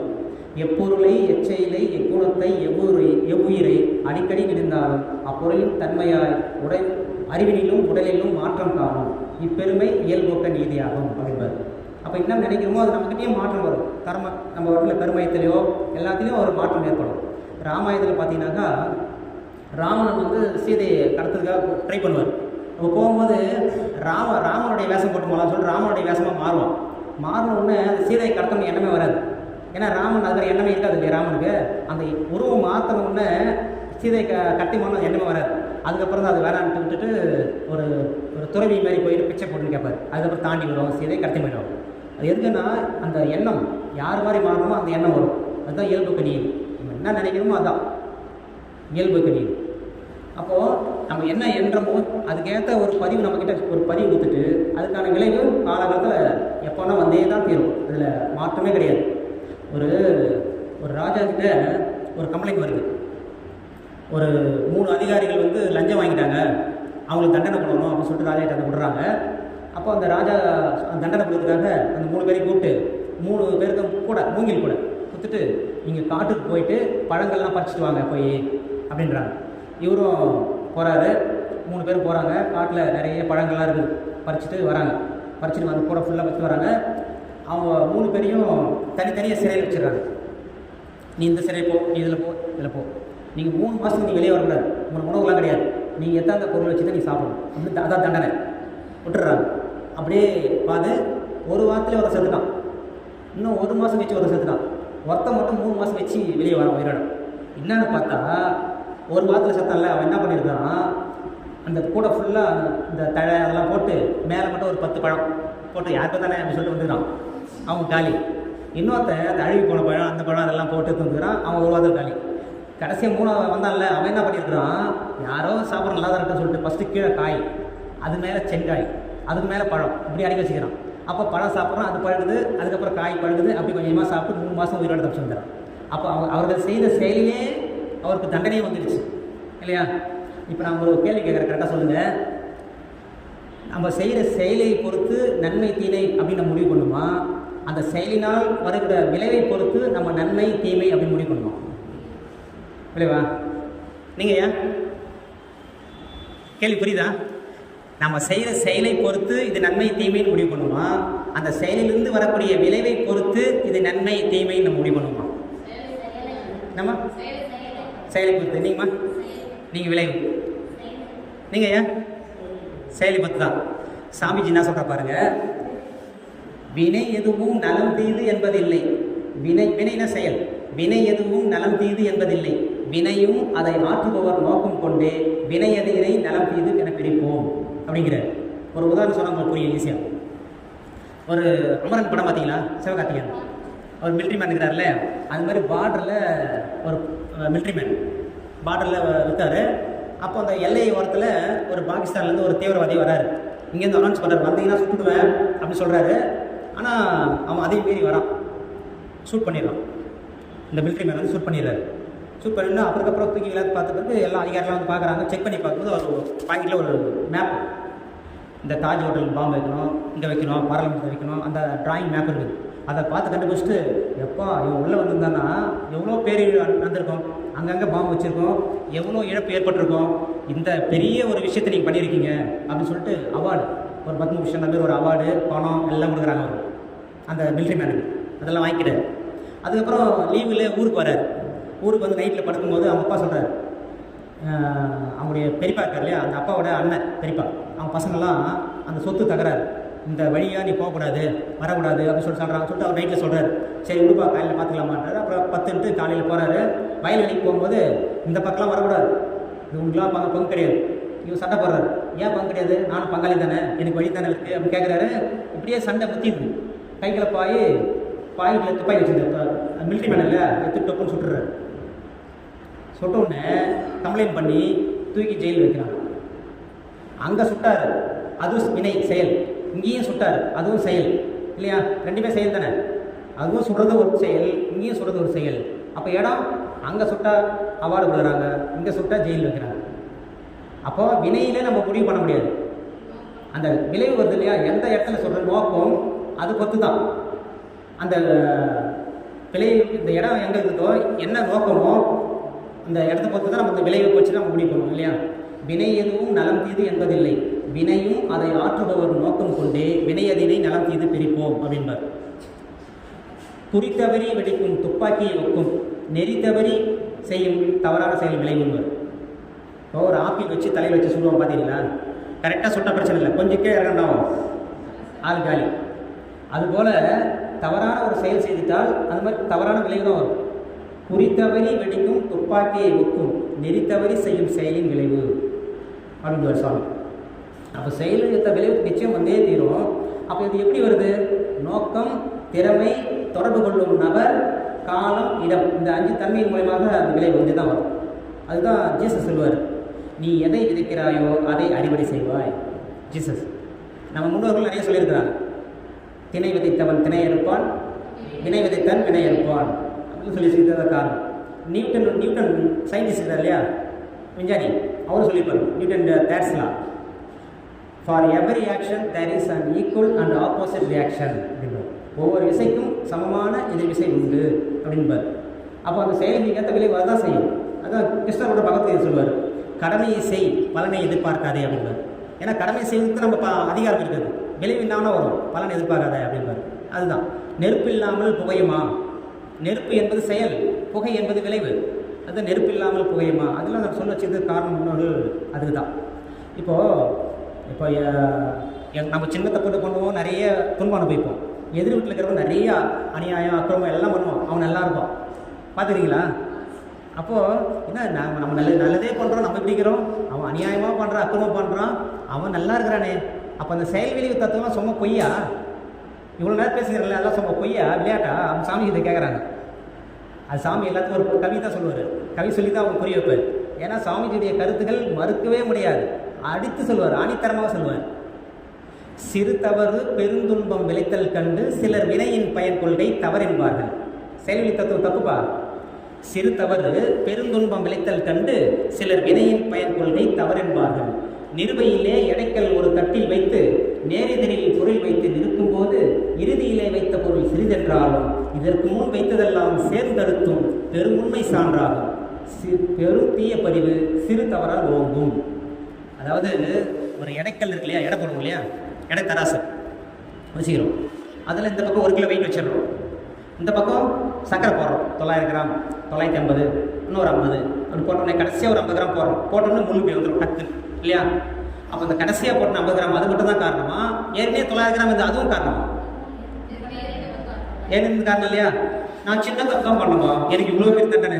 என் அப்பா பண்ணிக்கிற 900 கிராம், நான் 50 கிராம் தான் பண்ணேன், எனக்கு இவ்வளோ பேர் தப்பு வருதுன்னா சொல்ல முடியுமா? அப்பா அம்மாவுடைய சொத்து நம்மளுக்கு வேணும், 5 ஏக்கரா இருக்குது நம்ம வேணான்னு சொல்கிறோமா? எனக்கு வேணாம், என் தாத்தா சொத்து எனக்கு வேணாம் சொல்லுமா? அப்போ அந்த பதிவு நம்ம ஏற்று தான் ஆகணும். இப்போ அவன் எதிர்விட்டுக்காரன் அவ்வளோ சந்தோஷமாக நல்லா இருக்கிறான், அது காரணம் அவன் முன்னோர்கள் நல்லா செஞ்சுருப்பான். இப்போ அவன் செய்கிற செயல் அனுபவிப்பார். அவர் பண்ண வரையில் அவன் பையன் கண்டிப்பாக அனுபவிச்சு தான் ஆகணும், ஒரு நூலிலே கூட மாறாது. அப்போ இப்போ நல்லா இருக்கிற மாதிரி தெரியும், அவ்வளோதான். அதுதான் சொல்கிறார் சுவாமி, சிறு தவறு பெருந்துன்பம் விளைத்தல் கண்டு சிலர் வினையின் பயன் கொள்கை தவறென்பார்கள். நிறுவையிலே எடைக்கல் ஒரு தட்டில் வைத்து நேரெதிரில் பொருள் வைத்து நிற்கும் போது இறுதியிலே வைத்த பொருள் சிறிதென்றாலும் இதற்கு முன் வைத்ததெல்லாம் சேர்ந்தெழுத்தும் பெரும் உண்மை சான்றாகும். பெரும் தீய பதிவு சிறு தவறால் ஓங்கும். இதை விட சொன்னால் யாரும் புரியாது இருக்குமா? எவ்வளோ பேர் உதாரணம் பாருங்க, ஊமை பாருங்க. ஒரு இடக்கல் வச்சு சொல்லிட்டார், மறுக்கவே முடியாது. சாமிஜியுடைய அத்தனை கருத்துகளையும் தத்துவங்களையும் மறுத்து பேசவே முடியாது. அந்த மாதிரி ஒவ்வொரு வார்த்தையும் போட்டிருப்பார், வார்த்தையை செதுக்கி வச்சிருப்பார். நம்ம மறுக்கவே முடியாது, அதை ஏற்றுக்கு தான் ஆகணும். அப்போ அதை ஏற்றுக்கு தான் மனசு தான் வேணும். மகான் சொல்லியிருக்கிறாரு கரெக்டாக தான் இருக்கும் அப்படின்றத ஏற்றுக்கொள்ள தான் கரெக்டாக இருக்கும். அப்போது நம்ம செய்த ஒவ்வொரு செயல்களையும் நம்ம தினந்தோறும் நோட்டு பேன் வச்சு எழுதணும். நைட்டில் படுக்கும்போது தினந்தோறும் கரெக்டாக நம்ம பண்ணுறது கரெக்டாக பார்த்து அவாய்ட் பண்ணினே இருக்கணும். அதுதான் சாமி சொல்லுவாங்க, நாள்தோறும் செய்தவற்றின் பயனை நீங்கள் நல் உறக்கம் கொள்வதற்கு முன் கணித்து கொள்வீர், மீள்வதில்லை போயினுவை எனினும் நீயே மேம்பட்டாய் அனுபவத்தில், அதுவே லாபம் அப்படின்பார். ஒரு தவறான செயல் செய்துட்டோம், ஃபாஸ்ட் இஸ் பாஸ்ட், முடிஞ்சிச்சு, ஒன்றும் பண்ண முடியாது. ஆனால் அந்த செயலிருந்து ஒரு விலை வருது இல்லையா, அது ஒரு அனுபவம். இது வந்தா அப்போ அது நம்ம மாற்றி அமைச்சிக்கணும். The great man learn the right lesson even from the wrong events அப்படின்பாங்க. ஒரு சிந்தனையாளன் ஒரு தவறான செயல் செய்தாலும் அதுக்கப்புறம் அந்த செயல் தப்பு பண்ண மாட்டான். அதுலேருந்து ஒரு பாடத்தை கற்றுக்கிட்டு அதுக்கப்புறம் நல்லது தான் பண்ணணும், இதுக்கப்புறம் நம்ம செய்யக்கூடாது அப்படின்னு ஒரு முடிவு பண்ணுவோம். சுவாமிஜியுடைய வாழ்க்கையில் படிச்சிருப்பீங்க, எழுத வாழ்க்கையில் புக் வச்சுருக்கீங்களா இல்லையா? அந்த புத்தகத்தில் ஒரு மகான்கிட்ட பயிற்சி கற்றுக்க வந்தீங்கன்னா அவர் எப்படி இருக்கிறாருன்னு பார்த்து படிச்சுக்கணும். ஐயாட்ட சொன்ன வாங்கி கொடுப்பார் புக்கு, இதெல்லாம் கண்டிப்பாக வாங்கி படிக்கணும், சரிங்களா? அப்படி எழுதியிருப்பார். அது படிக்கும்போது தான் நான் செய்த 2 கொடுமைகள் எழுதியிருப்பார். நான் உடனே நம்ம மகன் குடும்பம் பண்ணிக்கிறாரா, நான் ஆர்வமாக படிக்கிறேன், நம்ம மகன் குடும்பம் பண்ணிக்கிறார் ஆச்சரியம் படிக்கும்போது அப்படி நான் ஷாக் ஆகிட்டேன். இப்போ நீங்களும் ஷாக் ஆகிட்டீங்க. என்ன ஃபஸ்ட்டு கொடுமை, அவர் தென்னை பள்ளிக்கூடத்தில் ஆசிரியர் இருக்கும்போது ஒரு குழந்தை படிக்கலன்னு அடிச்சிடுவார். அடித்தோடனே ரொம்ப ஐயா விட்டுருங்கன்னு அழுகுறான். அப்புறம் விழிப்பு நிலை வந்து அப்படியே விட்டு ஐயோ அடிச்சிடுவேன்னு சொல்லிட்டு குழந்தை கட்டி பிடிச்சின்னு இதுக்கப்புறம் நல்லா படிதா சொல்லிட்டு அவர் வீட்டுக்கே போயிடுவார். அது ஒரு மாதிரி ஃபீல் ஆகிடும். இது ஃபஸ்ட்டு கொடுமை. இதெல்லாம் ஒரு கொடுமை லிஸ்ட்லேயே வராது நம்மள. எப்படி வாழ்ந்துருக்கார் பாருங்க மகான், இது ஒரு கொடுமை. சரி, 2வது கொடுமைன்னா நான் 6 படிக்கிறேன். பார்த்தா மார்கழி மாதம் ரொம்ப குளிர் இல்லையா, அந்த டைமில் எப்பவுமே சுவாமிஜி தண்ணியை தொட்டு உடம்புலாம் தேய்ச்சிட்டு அந்த குளிர் அப்படி போன பிறகு அப்போ தான் குளிப்பார். அதுதான் பழக்கம். அம்மா வந்து அன்னைக்கு லோகமில் அவங்க லட்சுமி அம்மா தெரியல வந்து ஒரு ஜக்கு தண்ணி எடுத்து ஒரு இப்படி ஊற்றினா குளிர் போகும்போது ஏன் அப்போ பண்ணி எடுத்து ஊற்றிடுவாங்க. உடனே இவர் கோவப்பட்டு மறுபடியும் ஒரு பக்கெட் தண்ணி எடுத்து அவங்க மேலே ஊற்றிடுவார். அவங்க அப்படியே அழுதுருவாங்க. அப்போ டக்குன்னு விழிப்பு நிலை அவேர்னஸ் வந்துட்டு ஐயோ தப்பு பண்ணிட்டோமே. ஏன்னா நம்முடைய நலனுக்காக, நம்முடைய மதிப்புக்காக, நம்முடைய மேன்மைக்காக வாழ்கிற யாருன்னா கணவன் மனைவி தான். கணவருக்கு மனைவி, மனைவி கணவன். அப்போ அவங்க மேலே நம்ம பண்ணிட்டோமேன்னு சொல்லிட்டு ரொம்ப வருந்துறாரு. அதுக்கப்புறம் ஒரு இடத்துல கூட அவர் கோவப்படலை. ஒரு இடத்துல கூட. இவ்வளோ பெரிய ஆர்கனைசேஷன், உலக சமுதாய சேவா சங்கம் சாதாரண விஷயம் இல்லை, உலகம் ஃபுல்லாக இருக்கும். இவ்வளோ பெரிய நிர்வாகம் வந்து ஒரு இடத்துல கூட அவர் கோவமே படலை. அதுதான் the great man learn the right lesson even from the wrong events. தவறான ஒரு செயல் செய்தாலும் அதுலேருந்து ஒரு நல்ல விஷயத்தை எடுத்துப்பாங்க. அதுக்கப்புறம் தப்பே பண்ண மாட்டாங்க. அதுக்கப்புறம் தான் சினம் தவிர்த்தல் என்ற பயிற்சி இந்த மனித குலத்துக்கு வந்துச்சு. இப்போ நம்ம பயன்படுத்துகிறோம். அவர் கொடுத்த பயிற்சி எதுவுமே சும்மா ஜஸ்ட் லைக் தட்டு கொடுக்கல. அவர் வாழ்க்கையில் செய்து பார்த்து எல்லாமே வெற்றி திட்டங்கள் சக்ஸஸ் பண்ணி தான் அவங்க கொடுத்துருக்குறாரு. அப்படியே கொடுத்துடல. அது சாதாரணமாக எல்லாருமே அப்படி கொடுக்க மாட்டாங்க. நம்ம சுவாமிஜி நம்ம சொந்தமாக இல்லை, நமக்கு என்ன சொந்தமாக இல்லை, எப்படி நமக்கு குரு கிடைச்சாரு அந்த கம்யூனிட்டி அப்படின்னு பார்க்குறோம். அப்படிலாம் எதுவும் இல்லை. அவர் யாரையும் பார்க்கல, எல்லாருமே கொடுக்குறாரு. எங்கள் பெரியம்மா ஊரில் இருக்காங்க. அவங்க ஒரு மூலிகை வைத்தியம் தெரியும். காலில் முள்ளு குத்திச்சு வச்சுங்களேன், ரொம்ப உள்ளே போயிடுச்சுன்னா அதை எடுக்க முடியாது. அதுக்கு ஒரு பச்சை மூலிகை இருக்குது. அந்த மருந்து அந்த அரிசியில் போட்டு கலந்து சாப்பிட்டு நைட்டில் பற்றுக்கணும். மறுநாள் காலையில் ஆட்டோமேட்டிக்காக அந்த முள் அதே வெளியே வந்துடும். எவ்வளோ பேர் சூப்பர் மருந்து இல்லை. எங்கள் பெரியம்மா கிட்ட கேட்டேன், அந்த என்ன பச்சை மருந்து காமிங்க சொன்னால் அதெல்லாம் சொல்லக்கூடாதுடா, பழிக்காதுடா அப்படின்னு சொல்லிட்டேன். இப்படி ஒரு இது வச்சுக்கிறாங்க, சொல்லக்கூடாதுன்றது சொன்னால் பழிக்காதுன்றாங்க. இப்போ எங்கள் பெரியம்மா செத்து போயிட்டாங்க, கூடவே அந்த மூலிகை செத்து போச்சு. ஆனால் சுவாமிஜி 40 ஆண்டு காலமாக ஆராய்ச்சி செய்து ஒவ்வொரு பயிற்சியும் காய்களுக்குமா இருக்கட்டும் எவ்வளோ கஷ்டப்பட்டு கிடைச்சிருப்பார். இரவு பகல் பாராமல் ஆராய்ச்சி செய்து இந்த காய்கள் பயிற்சிலாம் சாதாரண விஷயம். ஒரு தரித்த நாடியில் உடுகின்ற வாயுவை கருத்தினால் இருத்தியே கபாலமேற்ற வழியிலே விருத்தரும் காலராவார் மேனியும் சிவந்திடும் அருள் தரித்த நாதர்பாதம் அம்மைபாதம் உண்மையே. இந்த பாட்டு நம்ம ஒன்றுமே புரியல. இது பரிபாஷைன்னு சொல்லுவாங்க. மேலோட்டமாக பார்த்தா ஒரு அர்த்தம் இருக்கும், உள்ள ஒரு அர்த்தம் இருக்கும். இந்த பாடல்களை ஆராய்ச்சி பண்ணி இவ்வளோ அனுபவம் கருவி நம்ம கொடுத்துருக்குறாரு இல்லையா? அப்போ நம்ம இதை பயன்படுத்துறது மட்டும்தான் நம்மளுடைய வேலை. அப்போ நம்ம சொந்தக்காரர் கூட நமக்கு ஹெல்ப் பண்ண மாட்டாங்க. ஆனால் குரு அன்பும் கருணையாக கொடுக்குறாரு. இப்போ இந்த ஆன்மீக முன்னெடுத்துக்கு குருவுடைய அவசியம் இல்லாமல் நம்ம ஒன்றுமே பண்ண முடியாது. எந்த ஒரு செயல் செய்தால் குரு தான். குரு நம்மளை வழிநடத்துகிறார் அப்படின்னு குருவை நம்ம நம்பி போனாவே நம்ம எல்லாமே சிறப்பாக தான் இருக்கும் இல்லையா? அப்போ சாமிஜி அவர் சின்ன வயசில் அவ்வளோ ஏழ்மை. ஒரு ஜோனத்தில் கூழ் கூட கிடைக்காது குடிக்கிறதுக்கு. ஒரு நாள் தறி நெய்வார். அவங்க வீட்டில் தறி நெய்வாங்க. தறி நெய்ச்சிட்டு இருக்கும்போது ஒரு அழுகுரல் கேட்குது. என்னான்னு போய் பக்கத்தில் போய் பார்க்குறாரு. சின்ன வீடு தான், நடுப்புற ஒரு செவரு. அவங்க அம்மா எழுதிட்டு இருக்காங்க. அவங்க அம்மா என்ன அழுகுறமான்னு கேட்குறாரு. உன்னை தவமாக இருந்து பெத்தண்டா வேதாத்திரி, ஒரு ஜோனத்தில் கூழ் கூட உனக்கு கொடுக்க முடியல, பாவியாக இருக்கிறோம் அப்படி அழுகுறாங்க. அப்போ அந்த பிஞ்சு மனசு கட்டி பிடிச்சின்னு அழுகுது. அப்போ நினைக்கிறாரு, ஏன் இந்த வறுமை, ஏழ்மை என்றால் என்ன, அது இயற்கையா செயற்கையா? உயிர் என்பது என்ன, உடம்புல எப்படி இருக்குது, இந்த பிரபஞ்சத்தை ஏன் கடவுள் படைத்தார், உயிர் என்பது என்ன, அதில் நிறைய கேள்வி எப்பயே வருது வரும். அந்த சிந்தனையின் வழியாக ஃபஸ்ட்டு ஏழ்மையை போக்கணும். ஒரு செயல் செய்தால் அது விலை வரும் இல்லையா, அப்போ கடுமையாக உழைக்கணும்னு ஒரு செயல் செய்தால் அப்போ விலை என்ன வரும், நிறைய பணக்கார ஆகலாம். அந்த முடிவு அப்பயே முடிவு எடுக்கிறார். அந்த செயல் செய்கிறார், கடுமையாக உழைக்கிறார், உழைச்சி நல்ல பெரிய ஆள் ஆகிறார், பெரிய பணக்கார ஆகிறார். 2000 பேருக்கு வேலை கொடுக்குற அளவுக்கு பெரிய தொழில் நிறுவனம் உருவாக்கிட்டார். 2000 பேருக்கு சாப்பாடுக்கே வழி இல்லாதவர் 2000 பேருக்கு வேலை கொடுக்குற அளவுக்கு நல்லா வசதியாக வந்துட்டார். அப்புறம் ஒரு சங்கல்பம் சொல்லிப்பார், என்னுடைய பொருள் எல்லாமே இந்த சமுதாயத்துக்கு அளிப்பேன் சொல்லிட்டுப்பார். அப்படி சொன்னோன்னே இயற்கை என்ன பண்ணும், அப்போ எல்லாமே இந்த சமுதாயத்தை அளிப்பிட்டு எல்லாத்தையும் பிடிக்கணும். 2ஆம் உலகப் போர் வந்தோடனே நிறைய ஃபினான்சியலாக ப்ராப்ளம், எல்லாம் தொழில் நல்லா முடிவு போச்சு. அப்போ மிஷின்லாம் விற்று எல்லோரும் கொடுக்குற சம்பளம் கொடுக்குறாரு. நட்டத்தை தான் ஏற்று லாபத்தை பிறக்களிப்போர் ஈச நிலை உணர்ந்தோர் அப்படின்பாங்க. அப்போ நஷ்டத்தை அவர் ஏற்றுக்கிட்டு லாபம் மக்கள்லாம் இந்த மிஷின் விற்று கொடுக்குறாரு. இப்போ எல்லாம் நடுத்தருக்கு வந்துடுறாரு, எல்லாம் லாஸ், நடுத்தருக்கு வந்துடுறாரு. அது அப்புறம் தான் சங்கல்பம் வைக்கிறார், அருட்பேராற்றல் கருணையினால் உடல்நலம் நீளாது நிறை செல்வம் உயர்ப்புகள் மெய்ஞானம் ஓங்கி வாழ்வேன். அதுக்கப்புறம் தான் கொடுக்குறாரு நம்ம அந்த சங்கல்பம் வைக்கிறார். அப்போ அந்த சங்கல்பம் சொல்ல நம்ம மேன்மையாக தான் இருக்கும். அவர் என்னென்ன அடிப்பட்டாரோ அதில் கொஞ்சமாக ஸ்கிப் பண்ணுறார், பண்ணி நம்மளுக்கு எது நல்லதோ பார்த்து ஒரு குழந்தைகளுக்கு கொடுக்குற மாதிரி நம்ம கொடுத்துருக்குறாரு பயிற்சி. அப்போது நடுத்தருக்கு போயிட்டு ஒரு குடிசை வீட்டில் இருக்கிறாரு. அந்த குடிசையும் காற்றடிச்சு பறந்து போகுது. அப்போ எப்படி இருக்கும், எவ்வளோ வசதியாக இருந்தவங்க ஒரு நடுத்தருக்கு வந்து இந்த புறம்போக்கு இடத்துல குடிச்சிட்டு இருப்பாங்க, அதுவும் பறந்துது. அப்போது ஒரு நோட்டு பேனா எடுத்து எழுதுறாரு. நம்ம வீட்டில் இருந்து இப்போ லேடிஸ் என்ன சொல்லுவாங்க, ஏயா இவ்வளோ போயிடுச்சு இப்பயும் நோட்டு பேனா எடுத்து எழுதுறியான்னு கேட்க மாட்டாங்க, எதுவுமே சொல்ல. அம்மா அந்தளவுக்கு உடல் தான் வேறு, அம்மா அவங்க உடல் தான் வேறு, உயிர் ஒன்றாயிடுச்சு, உயிர் கலப்பாயிடுச்சு, ரெண்டு ஒரு உயிர் தான். அப்போ எதுவுமே கேட்கல, ஒரு பாட்டு எழுதுறாரு, இயற்கை என்ற பேராட்டக்காரனுக்கு என்றும் எல்லா ஜீவன்களும் எடுத்தாடும் காய்கள் இடம் மாற்றி வைப்பான் பீத்தெறிவான் அருள்வான் பிழை என்று சொல்வதற்கு இந்த பேருள்ளிகள் யாராவது இருக்காங்களான்னு கேட்பார். இறைவனுடைய தீர்ப்பு நம்ம யாராவது பெரிய சொல்ல முடியுமா, எப்போ செய்து விளைவு வருது, பிழைன்னு சொல்கிறதுக்கு யாருமே ஆள் இல்லை. இடம் மாற்றி வைப்பான் பீத்தெறிவான் அருள்வான். இங்கே பாருங்கள், சாப்பிட்றோம், வயிறு வலிக்குது, வாந்தியோ இல்லை பேதியோ ஏதோ ஒன்று ஆகுது, அது அருள் தானே, உள்ளே இருந்தோ துன்பம் தான், அது எப்படியோ ஒன்று வெளியேற்றுறான் இல்லையா, அதுதான் அருள்வான். இடம் மாற்றி வைப்பான் பீத்தெறிவான் அருள்வான் பிழை என்று சொல்வதற்கு பேருலகில் யார் வளர்ந்துருப்பாங்க. அப்போ அந்தளவில் சுவாமிஜியுடைய வாழ்க்கையில் பார்த்தீங்கன்னா நீங்களாம் அந்த புக்கை வாங்கி படிங்க, படித்தாதான் ஓ மகான் இப்படி வாழ்ந்துக்கிறான்னு, அதெல்லாம் உங்களுக்கு ஒரு பாடம். சுவாமிஜியே கைப்பட இருந்தார். இப்போது சாமிஜியுடைய வாழ்க்கை வரல நான் எழுத வச்சுங்களேன், குருவுடைய மேலே இருக்கிற பற்று மேன்மையின் மூலம் நான் அவருடைய மேன்மை தான் எழுதுவேன், நல்லா எழுதுவேன். அவர் தவறு பண்ணால் நான் எழுத மாட்டேன், அது எழுதினாலும் சரியாக இருக்காது, அது முறை கிடையாது. ஆனால் அவரே எழுதும்போது அவருடைய நல்லது கெட்டது எல்லாமே எழுதி ஆகும். ஏன்னா அது புத்தகங்கள் வரலாறாக அமையும், அதனால் அவர் எல்லாமே எழுதுவார். காந்திஜியே சத்திய சோதனை ஒரு புக்கில் அவங்க அம்மா உடல்நிலை சரியில்லாத போது நான் என் மனைவியுடைய தாம்பத்தியில் இருந்தேன் அப்படி எழுதுறாரு. அதை பார்த்து படிக்கிறவங்க வந்து இப்படி இருக்கிறாரு காந்திஜின்னு சொல்லுவாங்க.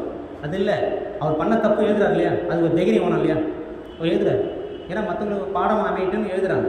அதுவும் சுவாமிஜி அந்த 2 கொடுமைகள் எழுதிக்கிறார் இல்லையா, இதை பார்த்து மற்றவங்களும் இந்த மாதிரிலாம் இருக்கக்கூடாதுன்னு தெரிஞ்சுக்கிட்டோன்னு எழுதுறாரு. அப்போ அந்த அப்படிப்பட்ட மகான் 96 ஆண்டு காலம் வாழ்ந்திருக்கிறார். ஒரு சின்ன பிளாக் மார்க்கில் சுவாமி மேலே இல்லை, இவ்வளோ பணம் சேர்த்தாரு, இவ்வளோ சொத்து சேர்த்தாரு இல்லை, மடியில் கணம் இல்லை, ஒரு பயப்படே இல்லை, எந்த பயமும் இல்லை. ப்ராப்பராக ஒரு சங்கம் ஆரம்பித்து உலக சமுதாய சேவை சங்கம் 1958 ஒரு ஆளாக ஆரம்பித்தார். இப்போ லட்சக்கணக்கான ஆசிரியர்கள், லட்சக்கணக்கான பேர் பிரம்மஞான ஆசிரியர்கள் எல்லாம் முடிக்கிறாங்க, அவ்வளோ பேர் நன்மை அடைகிறாங்க இல்லையா. இப்போ ஒரு ஆள் இப்போ இவ்வளோ பேர் உயிர் கலந்துக்கிறார். இப்போ நீங்கள் வேறு நான் வேறு இல்லை, குருவுடைய உயிர் கலப்பு உங்கள்கிட்டையும் கலந்துருக்கு, எங்கிட்டையும் கலந்துருக்கு. அப்போ எல்லாமே உடல் தான் வேறு.